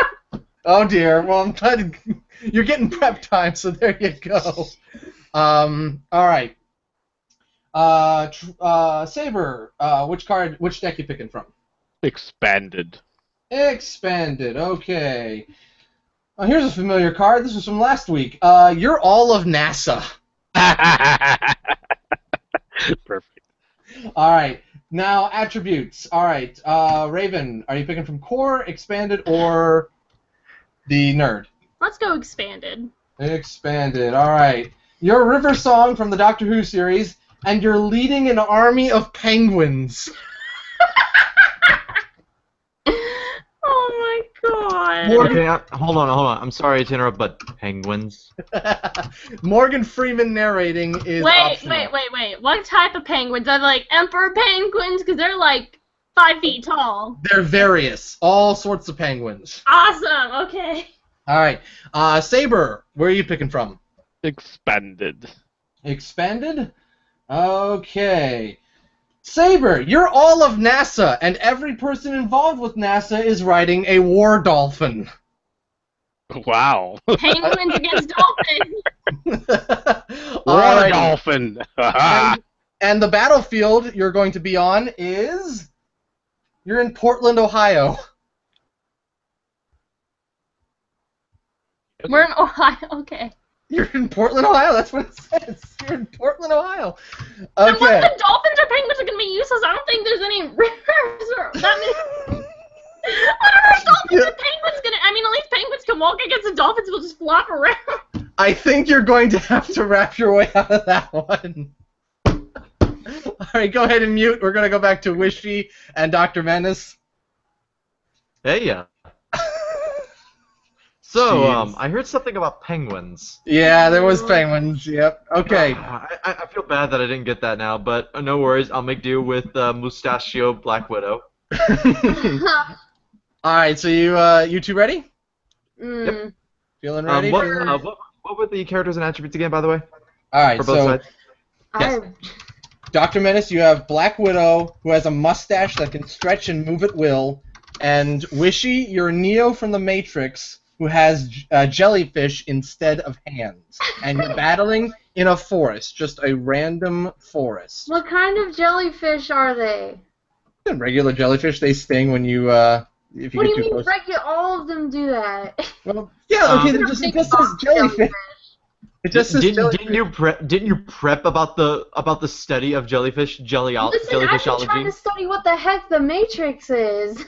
Well, okay, that's very simple. Everything's green. That's all you gotta know. No, Everything's that's not green. true. Right. And it has Neo going, whoa. Yeah, He me. knows- That's He me. also knows kung fu and gunplay. That's all you gotta know. He's also Jesus, anyway. Yeah, I know. I know that part. I'm just like, is the real world the Matrix, or do you have to go into the Matrix through a specific thing? Like, is this You'll have to more argue that. Matrix? You'll You'll have to argue that. Well, we're in a Guys, forest. Hey, to be fair, we're in a forest, so it's already green. Alright, well, we can't waste any more time. You two ready? Yep, I'm ready. Sure. Alrighty, Sure. Wishy? No, What? make the other guy go first. Make the other guy go first. Okay, other guy. 3. Wishy, go ahead and mute. Okay, I'll go first. Wishy, go ahead and mute. Dr. Menace. Okay. 3, 2, 1, fight. Okay, so we're in a forest, and I am Black Widow with a mustache. First of all, this may seem creepy because I simply forgot to shave, but you must realize that my mustache has the ability to. Does it have the ability to go any which way I want, basically control wherever it goes? It just says you have a mustache that can stretch and move at will. Okay, so does this mean I can still control it? I mean, I guess, if you can Okay. explain. Well, let's see. Considering that it's part of my face, therefore I have control of the stretchiness and where it can go towards. So what I can do is stretch it and actually use it to maneuver around or even swing across the tree branches, similar to that of something like Spider-Man, but with a mustache instead. Oh, the possibilities. But you must remember that Black Widow doesn't just simply have a mustache with her to help her defend herself. She is also a world-class athlete, gymnastics, acrobatic, and aerialist capable of numerous complex maneuvers and feats, expert martial artists including karate, judo, kenpo, jujutsu, ninjutsu, akiko, and various other styles of kung fu and boxing. She's also a marksman and weapons and that of different kinds of training, and can also use ballerina. And apparently is also an accomplished ballerina. So, you know, I can step it up on the dance floor if necessary. And also, if you try to use any kind of, you know, special kind of abilities on me, well, no worries. Apparently, I'm immune to a whole bunch of diseases and can heal faster than that of the human race can physically even believe, but not something to the extent of like Wolverine and the regenerative factor. And, oh yeah, I'm also an expert tactician, so I can think very intelligently about everything you're about to do.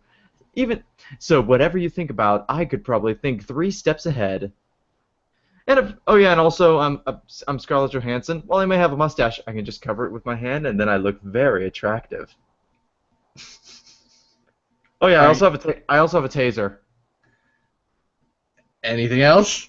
That ends my first round. Alright, Wishy. Okay. Alright, 3, 2, 1, fight! You may be Black Widow. You may be completely acrobatic and superhuman in technique, but I'm Neo. Like, I have telekinesis. I have superhuman strength and agility. I've been near invulnerable. Like, I can dodge bullets. I can slow down time. It doesn't matter how fast you can calculate what I'm doing. I can just automatically defeat you. I mean, you won't even have a time. You wouldn't have time to even react to my attacks. I really don't know what I can do with this.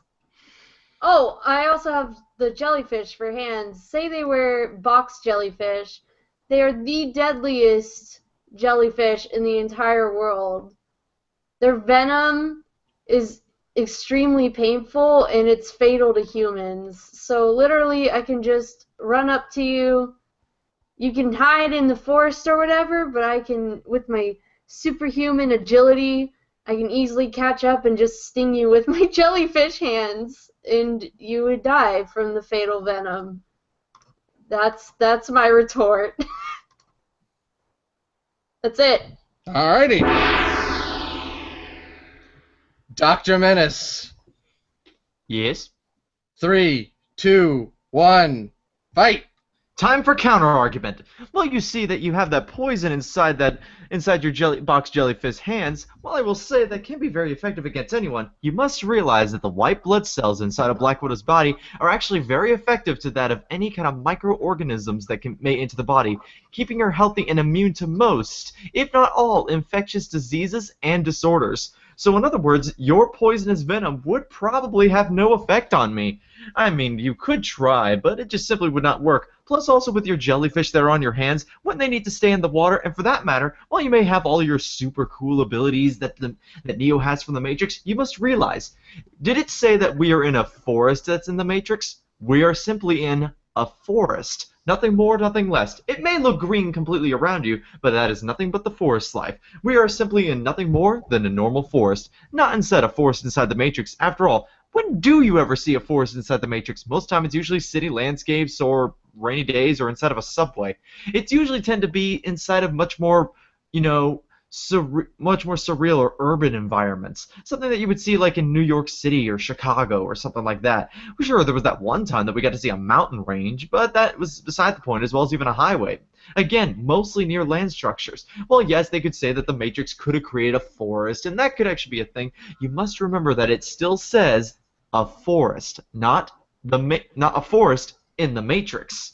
So right now, you are not Neo, who is capable of these amazing feats. You are just simply Neo, the ordinary grown human that was made via a plant that was in the ground that the machines made for you. You're basically an android, nothing more and nothing less. And now I step down and finish my argument. Okay, Wishy, this is the last one, and then we do our first voting. Alright, you ready? Okay. 3, 2, 1, fight. First off, the argument that, oh, don't jellyfish need to be in the water to survive. It doesn't matter if they're alive or dead. They're like wasps. So wasps can still sting you even if they're dead. They're not active stingers. Jellyfish can still sting you and inject venom with their tentacles. Or, yeah, I guess you could call them tentacles.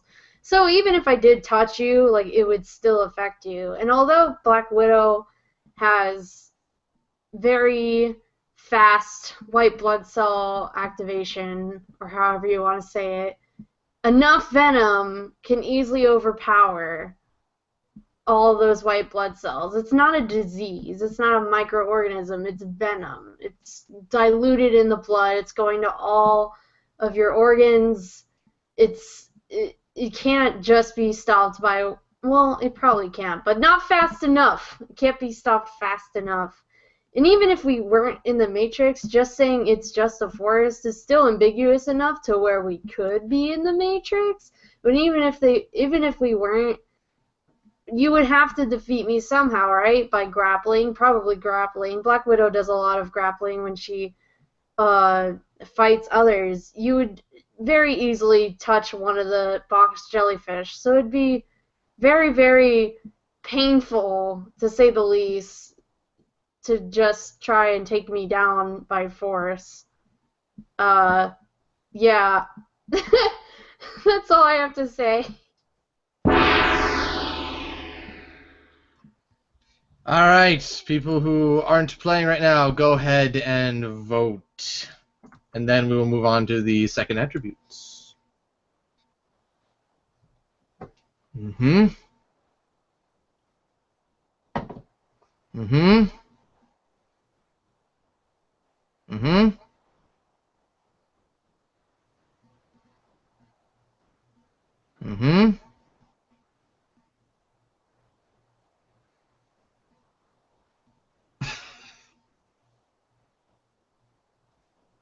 That's my favorite character.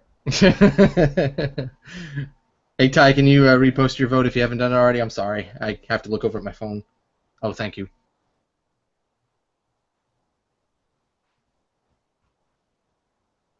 AnKoBlaze, I need your answer.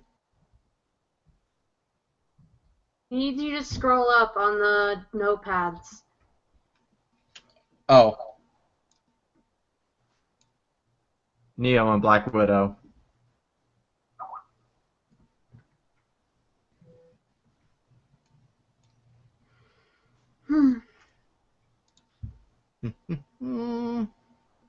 Alrighty.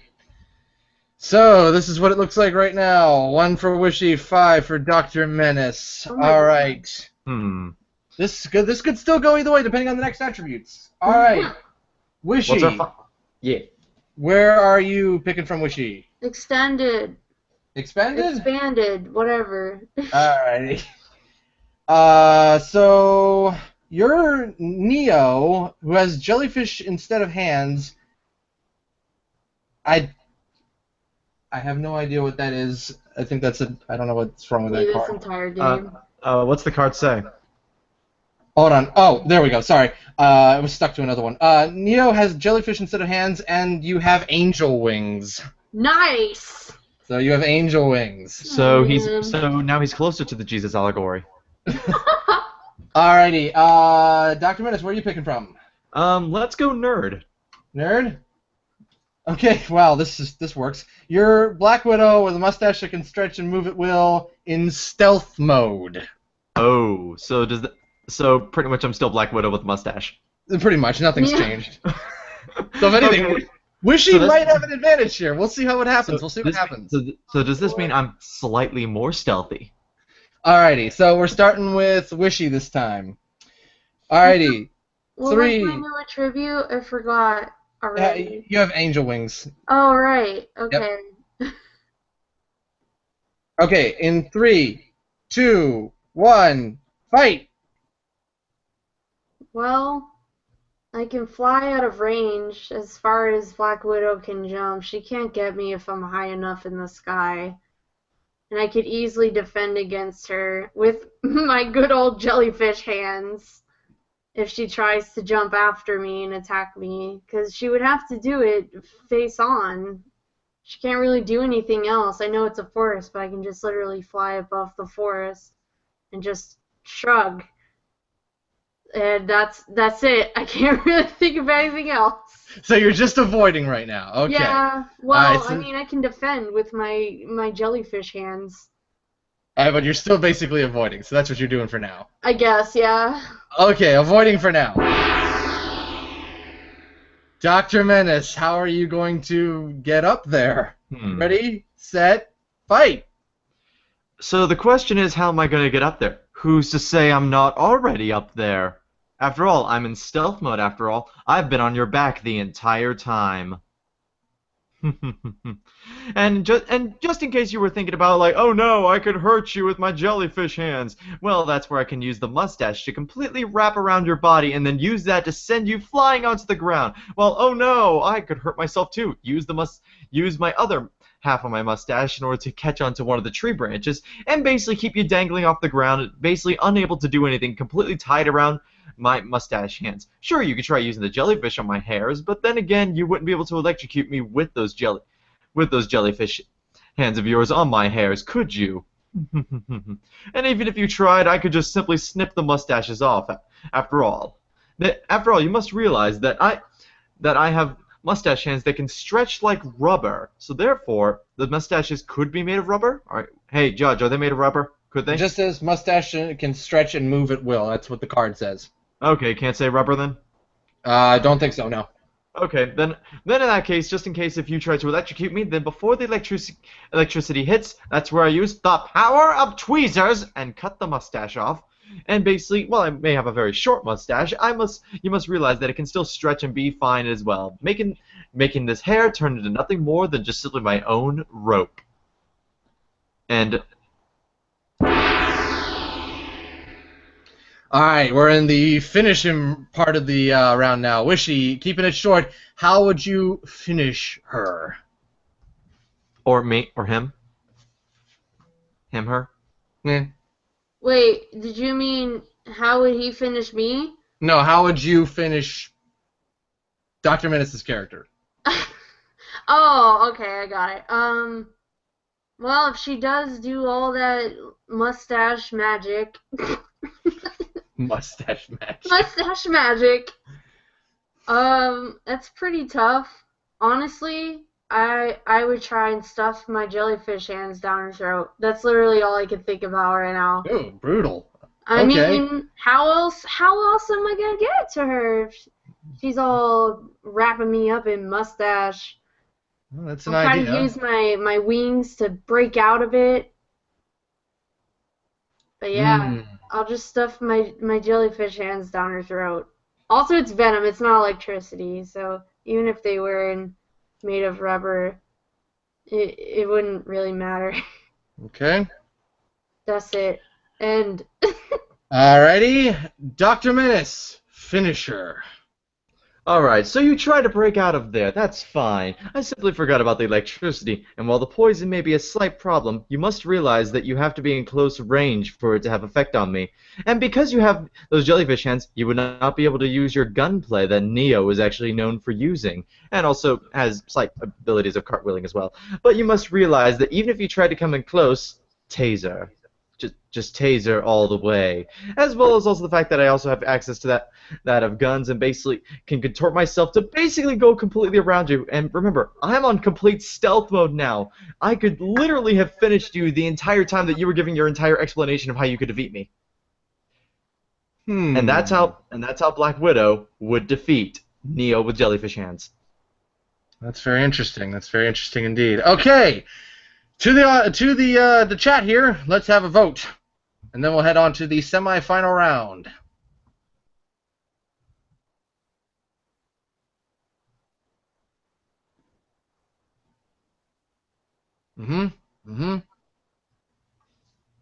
Okay.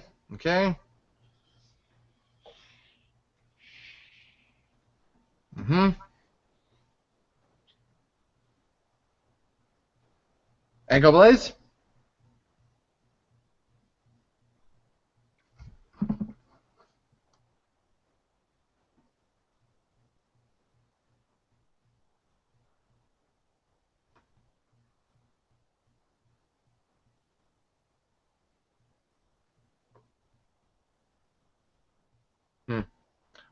Is AnKoBlaze still here? This is fun, isn't it?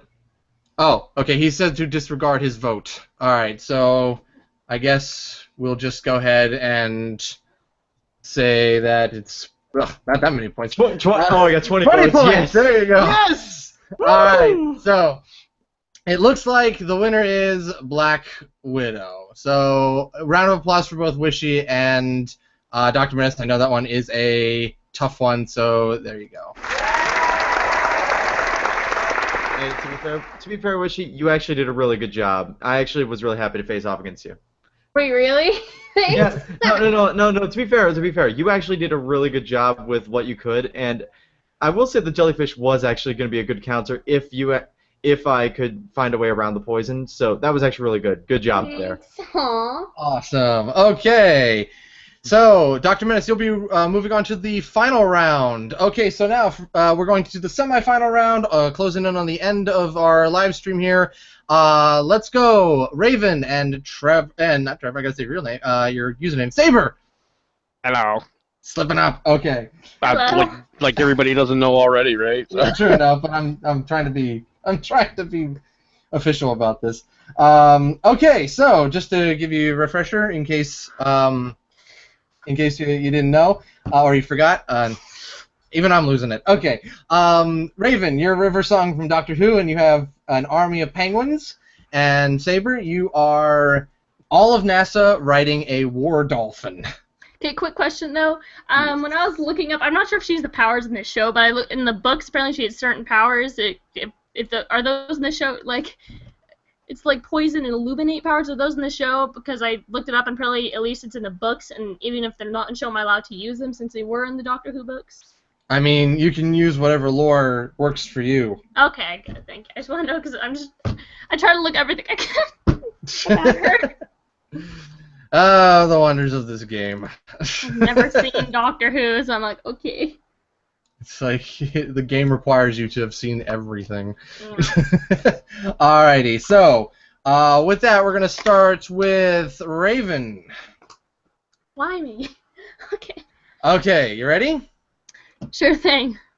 All right, 3, 2, 1, fight. Okay, so penguins may not be the best bet in Ohio, but at least they're better than your little war dolphins, who are, unless we're by a river, they're not going to be able to really go anywhere, and since you're riding them, where are you honestly going to go?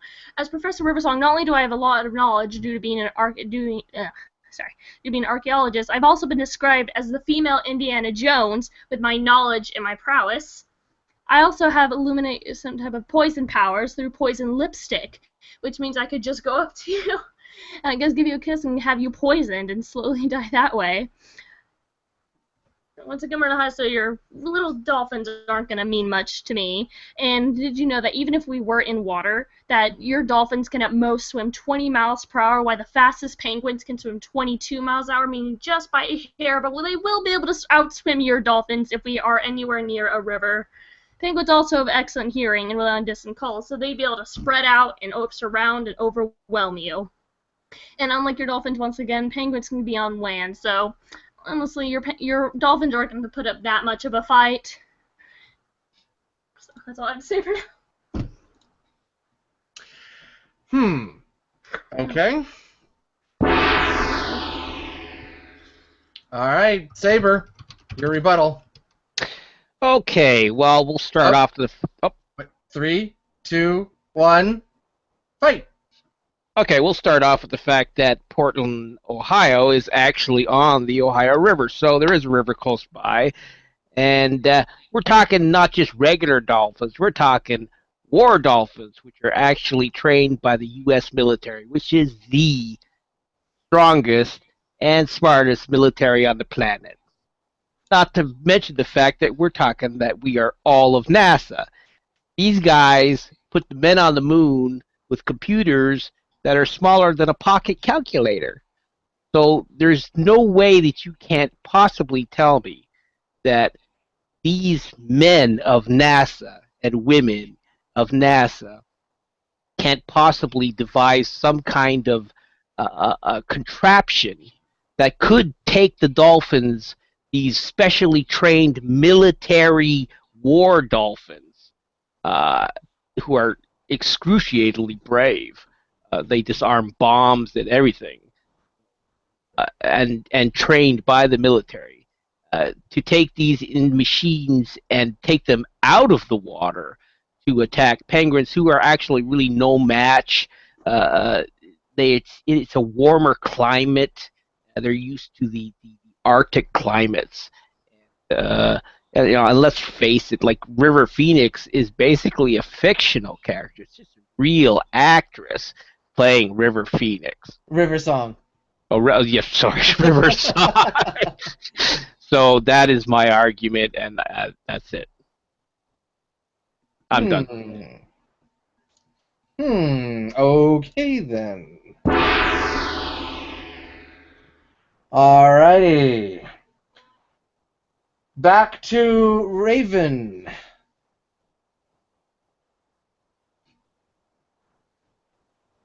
Raven?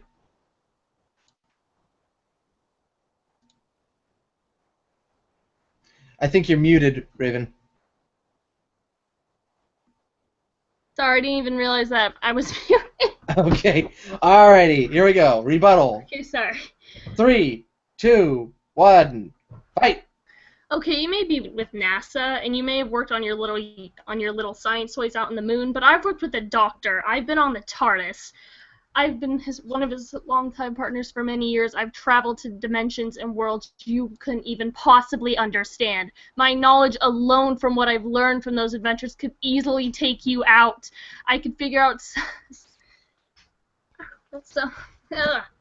I could figure out some weapon, or I could maybe still have unknown weapons from my journey still on me that could easily take you out and your war dolphins.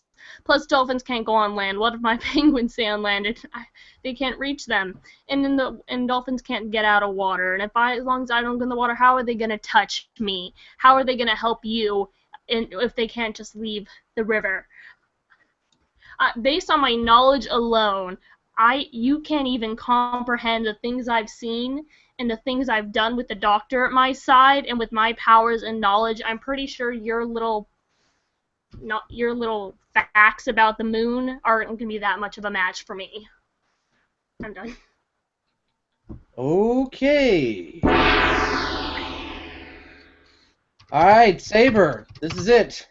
This is the last rebuttal before it's time to vote. Oh, and you didn't unmute, you turned on your camera. There we go. Alright, you ready? Yeah, I guess we'll give it a go. Alright, 3, 2, 1, fight! Yeah, like I said, River Song is a fictional character, not a real character from Doctor Who. And we're talking real people. We're talking NASA. We're talking people who can make anything happen. It's not just going to the moon. That's the past. I mean, these people, they can build the space stations. They can do anything. They made microwaves. They made all of the technology we have right now. You can't possibly tell me they can't figure out better technology. And we're talking they're part of the military. The military has a technology that we're not even aware of at this point. So, and I'm pretty sure these guys, if they can put men in space and travel to Mars, they can easily make a dolphin, put him in some kind of suit that is liquefied, and still the dolphin will be able to survive, and put some kind of mobile device. I mean, these guys put something on Mars, and they control it from millions and millions of miles away. So they are capable of doing this. Absolutely 100% capable of doing this. And so, we're talking an entire group of the smartest people on the planet versus one person. I mean, just overall numbers. I mean, you get all their heads together, all their ideas together. I mean, you might have one weapon from some point in time if you even knew how to use it. I mean, the doctor might know how to use it, but do we really know that you know how to use it? And that's it. That's my argument. All right, in studio, take a vote.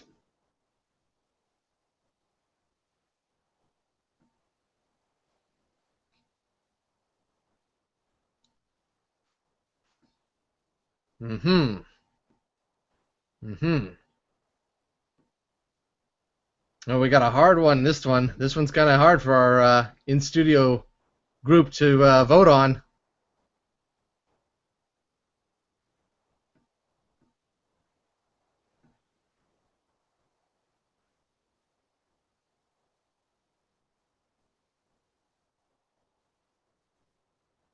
Okay.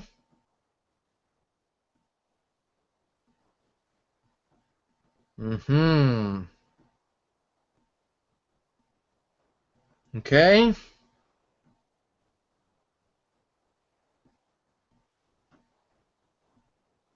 Okay. All right. It looks like it's going to be 2 for NASA and 4 for River Song. All righty. Raven and Saber, come on out. This is the last attributes. Okay. All right. This is interesting. This is interesting. We'll see where this goes. Yeah. Alrighty. Raven, I think you're still muted. But when you unmute... Oops, okay, sorry. There we go. Okay, which attribute are you picking from? Let's go with core. Core. Okay, core's popular tonight. Oh no. So you're River Song leading an army of penguins and you only have one leg.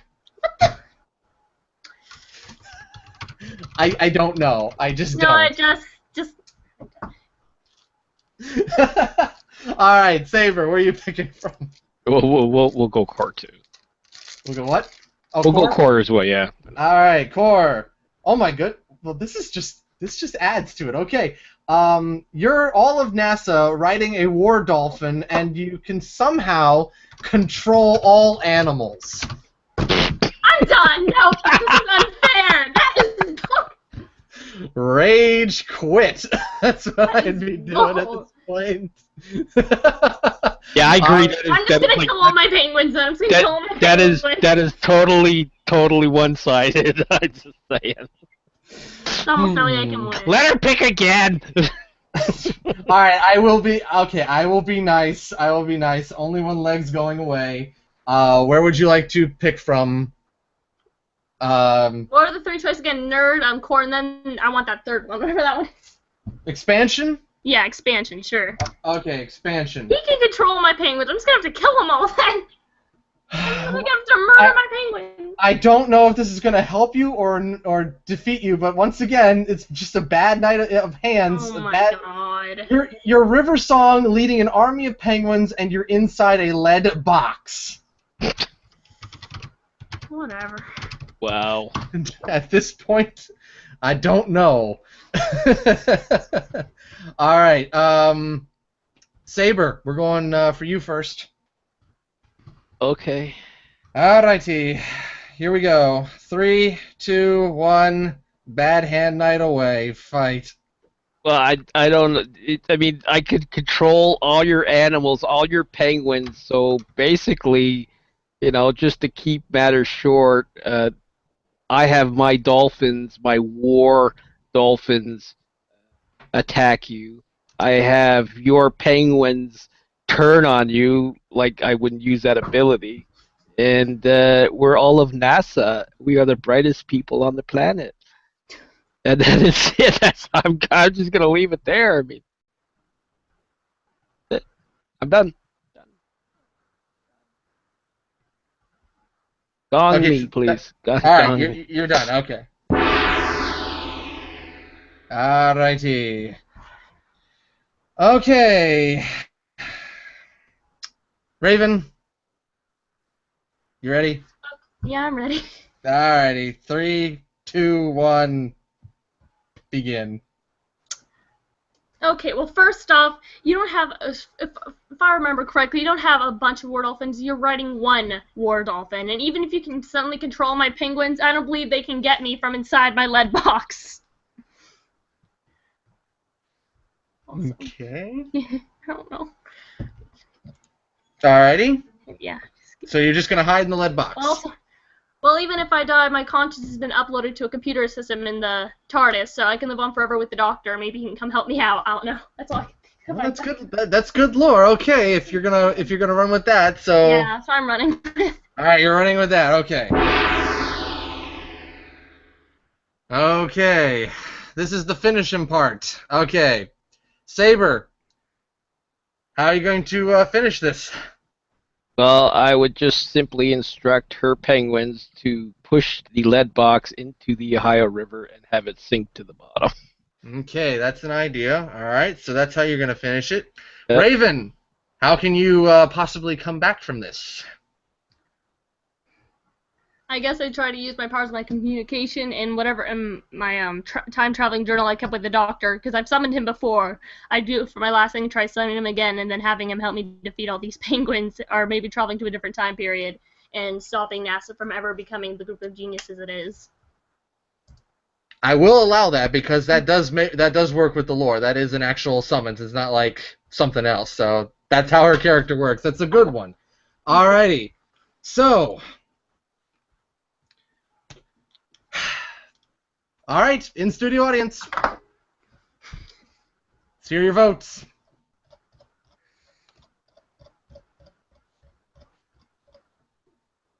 Okay.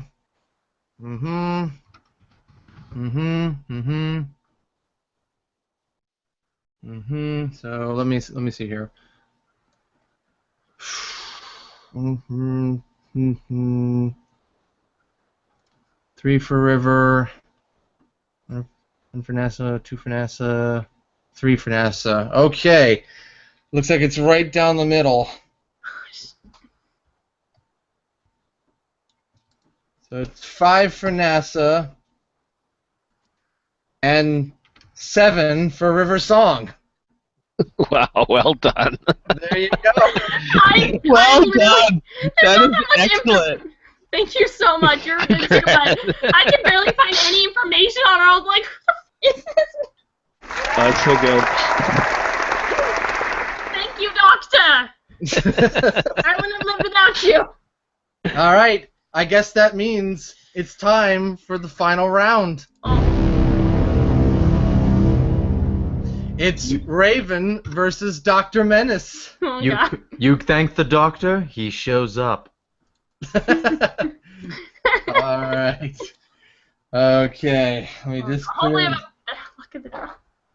just clear this off. Okay. Whoever wins this one gets the Mind Stone and goes on to the championship round in episode 7. This is episode 2 tonight. Alrighty. First off, I'm going to pick your battlefield. Your battlefield will be... Whoa, okay. You're on a moving bullet train. Oh, Talk about quite the pretty end. cool. Yeah, pretty cool for the last final battle. All right. Question. Can I ask for this little side note? Can we be standing on top of the bullet train? You're on, yeah, sure. You can be on or inside it. Either way. Okay, good. cool. I vote we stand on top of it.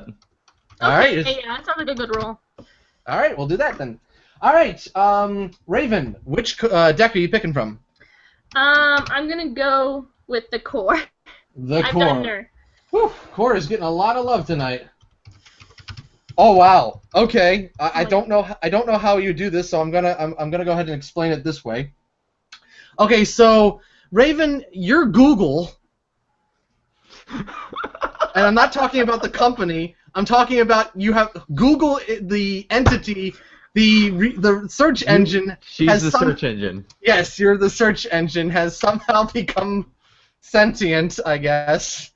So, Okay, I'm a living computer. Okay, sure. I'll just So in other words, she's Google.exe. I'm just, you know, when science gets too smart and the computers turn against you. That's what I. You're Google. Okay. Google. Dr. Menace, where are you picking from? Let's pick the same as her. Core? Picking core. Dr. Menace, you're a ninja. Well, Hi, Leaf. How you doing over there? Okay. In honor of Leaf. Hacks! Hey, Leaf. Mer. Okay. All right. So she's Google. You're a ninja. All right. Where are you picking from, Raven? Okay, let me think. You know, since I'm Google, let's just go with nerd. All right. What is it gonna be? All right. So you're a sentient Google, armed with a thermal detonator. Okay, to be fair, if it said you are Google, who's buffering? Yeah. All right. that would've been perfect. Dr. Menace, where are you picking from? Let's go same as her, the nerd. All right. Here we go. Okay. So you're a ninja, and you have Doctor Who's sonic screwdriver. Ooh. Oh, brilliant. So I'm the doctor. I'm the doctor if I was a ninja. Sure. Let's go with that. Okay. Okay, I'm basically a ninja with a sonic screwdriver. Gotcha. Yes. Gotcha. Okay, I can make do with this. All right. You ready? We're gonna go. It's Raven first. Okay. Why am I always? Rules actually. Yeah. It's just the way. Okay. Yeah, it's fine. All right. So 3, 2, 1, fight. Well, first off, I'm Google. I am an entity that exists everywhere. You can't take me down. You can't really destroy me. I will always exist. I have a knowledge base that is infinite. While you just know how to use your screwdriver, I can look up all the moves that the screwdriver can do and how to counteract them. I can look up all your different fighting styles and download them to my system within an instant. You are no match for me, for I have for I have access to infinite knowledge, while you only have your fighting tactics. And armed with my thermal detonator, I could blow everything up on this train, and even if I destroy myself, I'll have other systems of myself everywhere. Alrighty, you done? Okay. Dr. Menace, you ready? Let's go. 3, 2, 1, fight! Not so fast! You say that you could just use Google on me. Well, here's the thing. With my sonic screwdriver, I do have the capability of being able to, and I quote, operate computers, whether origin is alien or human. In other words, you may be Google itself, but I have complete control over you. It's basically sort of like my own magic wand, only with technology. And you, Google, are nothing more than just simply a website that can be searched within only a few seconds. In fact, even half a second. Within that time, I could at least go ahead and activate the sonic screwdriver and have complete control over everything you do. And your thermal detonator? I could shut that off. It's just simply a piece of technology. I can shut that off just like anything else. And of course, and sure, you could be considered robotics, but I can also disarm you as well. The sonic screwdriver has a lot of different capabilities, and with me being a ninja, who's to say I'm even right in front of you to begin with? I could be anywhere. In fact, look at an empty room. Look at any empty room image that you could find on the internet. There's at least 5 ninjas inside that photo. But you must remember that I could be anywhere. In fact, I could be even within Google itself. I now rest for the first argument. Okay, then. Alright, back to Raven. 3, 2, 1, fight.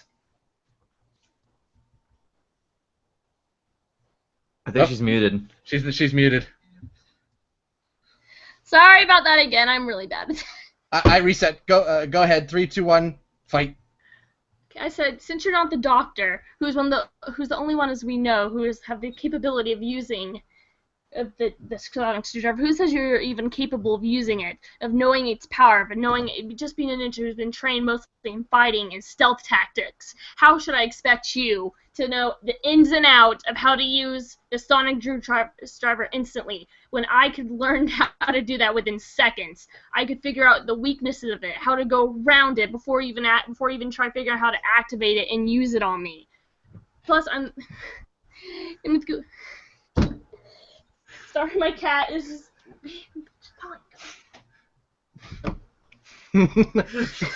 First flag down for cat interruption. And even with that, I am able to set my detonator at any time, as only I'm the one who can detonate. I can have it detonate and destroy you and your sonic screwdriver before you even select to even move it. I rest my case. Dr. Menace, you ready? I think I got something. 3, 2, 1, fight! Hold on it. I think you haven't realized something about ninjas. The one thing that can be understood is that they are known for training as hard as they can to understand the best that they can within their field. Well, sure, I understand the ideas of combat in terms of ninjutsu, jujitsu, as well as many other different kinds of fighting styles, and of course the idea of stealth and assassination.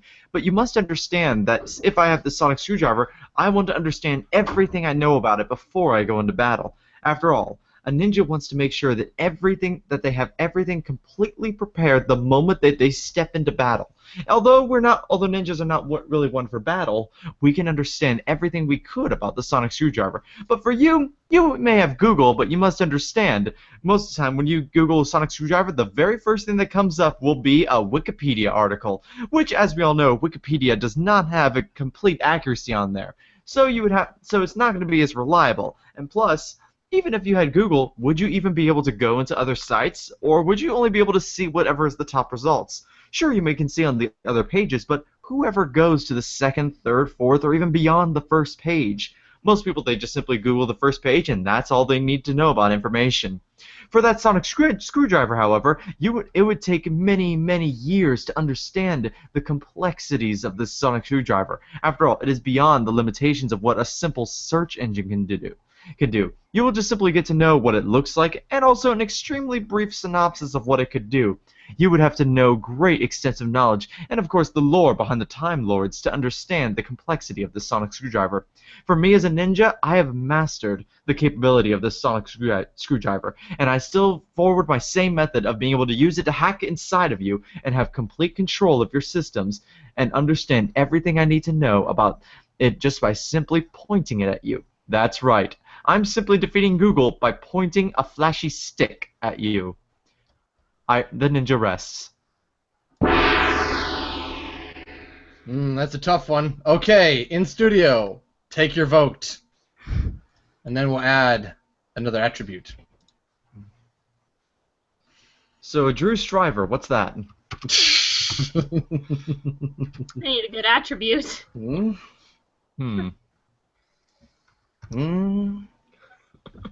Well, it looks like I made Leaf happy.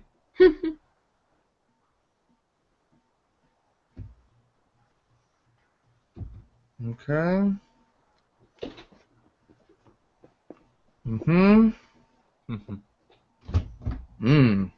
Oh. Look at that. Hey, not bad. Not bad at all. It is a tie, 3 for 3. Really? Wow. Oh, good way for the final battle then, right? Oh my goodness, this is gonna be tense. Okay, let's go attributes here. Let me just put this back up. Alrighty. Raven, which deck will you pick from? Alternate one, I guess. Which one? What's it called? The alternate? I'm sorry, I keep forgetting. Expansion? Expansion, yeah. Alright, expansion, here we go. Right this. Oh, what the heck? Oh my goodness, it's a wild card. Oh!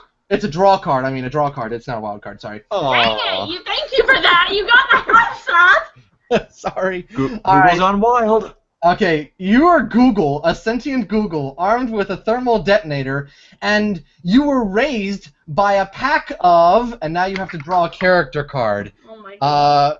Do you want core, expansion, or nerd? Let's go nerd.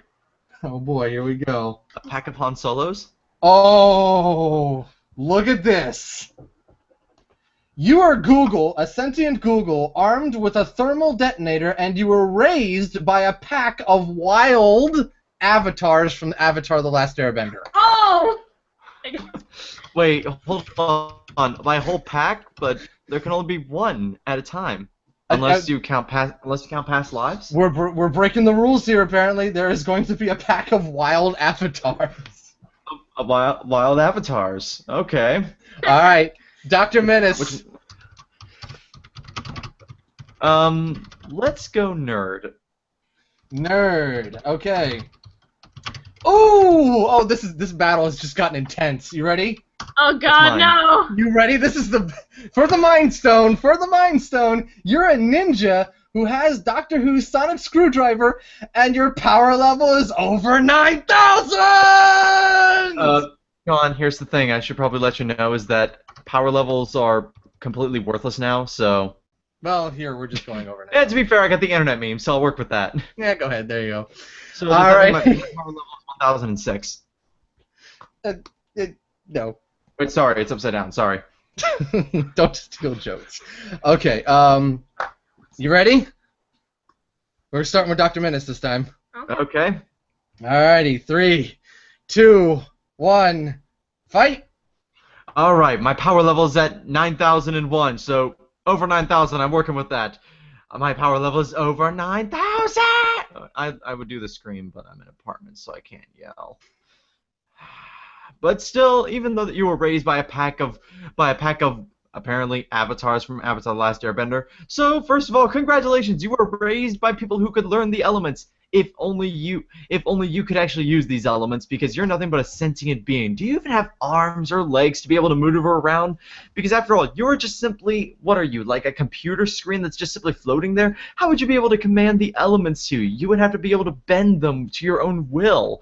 And sure, you may have multiple avatars with you. You got Aang, Korra, Roku, Kyoshi, or even Karuk. Yang Chen got a whole bunch of avatars with you, but you must realize that without those arms and legs, you would not be able to bend those 4 elements. The only element I think you could probably be the closest to bend would probably be air around you, but that's probably just the closest one possible, and even then, airbending is considered one of the more challenging ones to learn, especially if it's considered your opposite element. But considering that we don't even know what your base element is, it could be your easiest. Who's to say? But right now, with my sonic screwdriver, I still have complete control of you. Think of it like as blood bending in a way. I have complete control over you, and I can make you do whatever I want, including using your own bending against you. The ninja, who has over 9,000, takes a rest. Alright, Raven, you ready? Yep. 3, 2, 1, fight! Wow, so you may be a little overconfident with your little power things and with your sonic screwdriver can control everything, but who isn't to say my avatars are willing to fight with me? Who isn't to say that as a code, I'm a living software able to control the entire internet around me? Not only that, but what if one of my avatars happens to have metal bending? How much would your sonic screwdriver work against that if it's been bended into nothing? And even after all that, remember, I still, once again, have my thermal detonator, which I can set off at any time, willing to take out the train and you and your little screwdriver. I have the power, I have the pack, I have a family of avatars who've trained for millennia in mastering all 4 elements. And sure, you may have technology and the power to control other technologies in time like that, but the avatars can use all 4 elements, and I have a bunch of them on my side. I feel like one sonic screwdriver is not just going to be enough.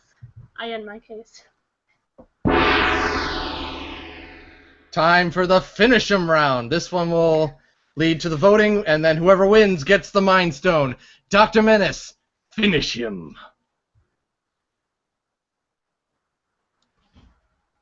Yeah, sorry about that. I was muted. So here's how this ninja would finish you. First, smokescreen, so now you can't see me. How would you be able to process me if you wouldn't be able to see me? After all, I've clouded your servers.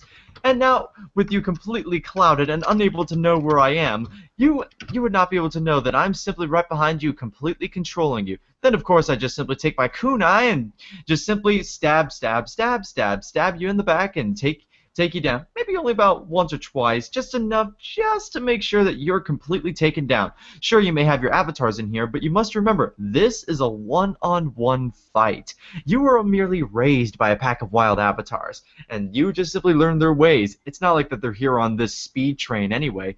And even though we're going at this fast speed, I can still keep up even with all this wind friction around us on the speed train.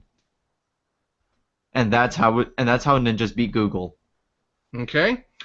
Raven, finish him. Well, I'd like to think that it's funny that you think your little smoke bombs will still surround the area long enough for you to do your little sneak attack on me, because we're moving over about 200 miles an hour here. Do you really think that the smoke's just going to stay around me? And besides, how are you going to stab me? I'm pretty much a sentient code floating in the air with the access to, once again, infinite possibilities of information. You may have your tactics, you may have your hidden abilities, your subterfuge able to hide, but come on, your smoke's not going to do anything for you when we're moving 200 miles an hour. I still have my bomb, and I'm going to use that thermal detonator to destroy you, the train we're on, and your little screwdriver.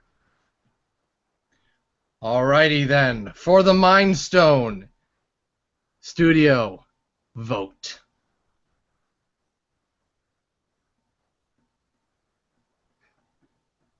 Yeah, I think you win with musical arrangement.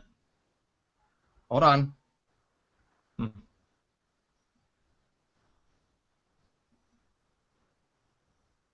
Marty?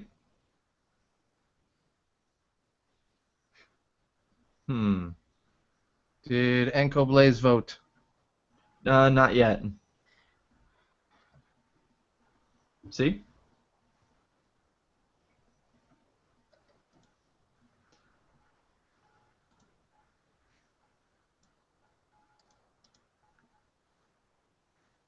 Just remember, do you want Google to become sentient? Do you really want it to become sentient? Well, that's true. Well, that's true, Corwin. This could be a tie. This could be a tie.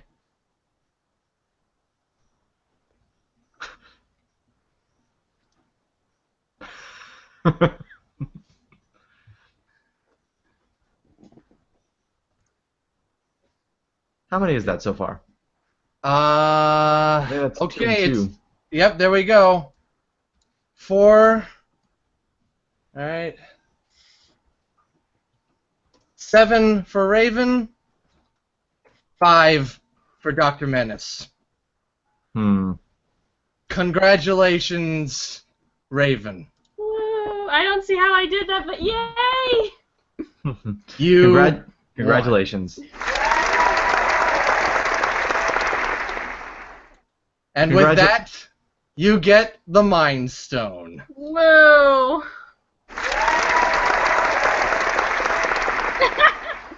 I guess you could say that Google has a mind of its own. Well, thank you. There we go. All right. Whew, okay, so everybody unmute. Congratulations, Raven, you have won the Mind Stone. And a big round of applause to our other contestants. Amazing. I hope you all had fun tonight, and we will be doing this again next week at the same time. Until then, I am the Fox in the Fedora. Have a good night. Bye-bye. Say goodbye. Yeah.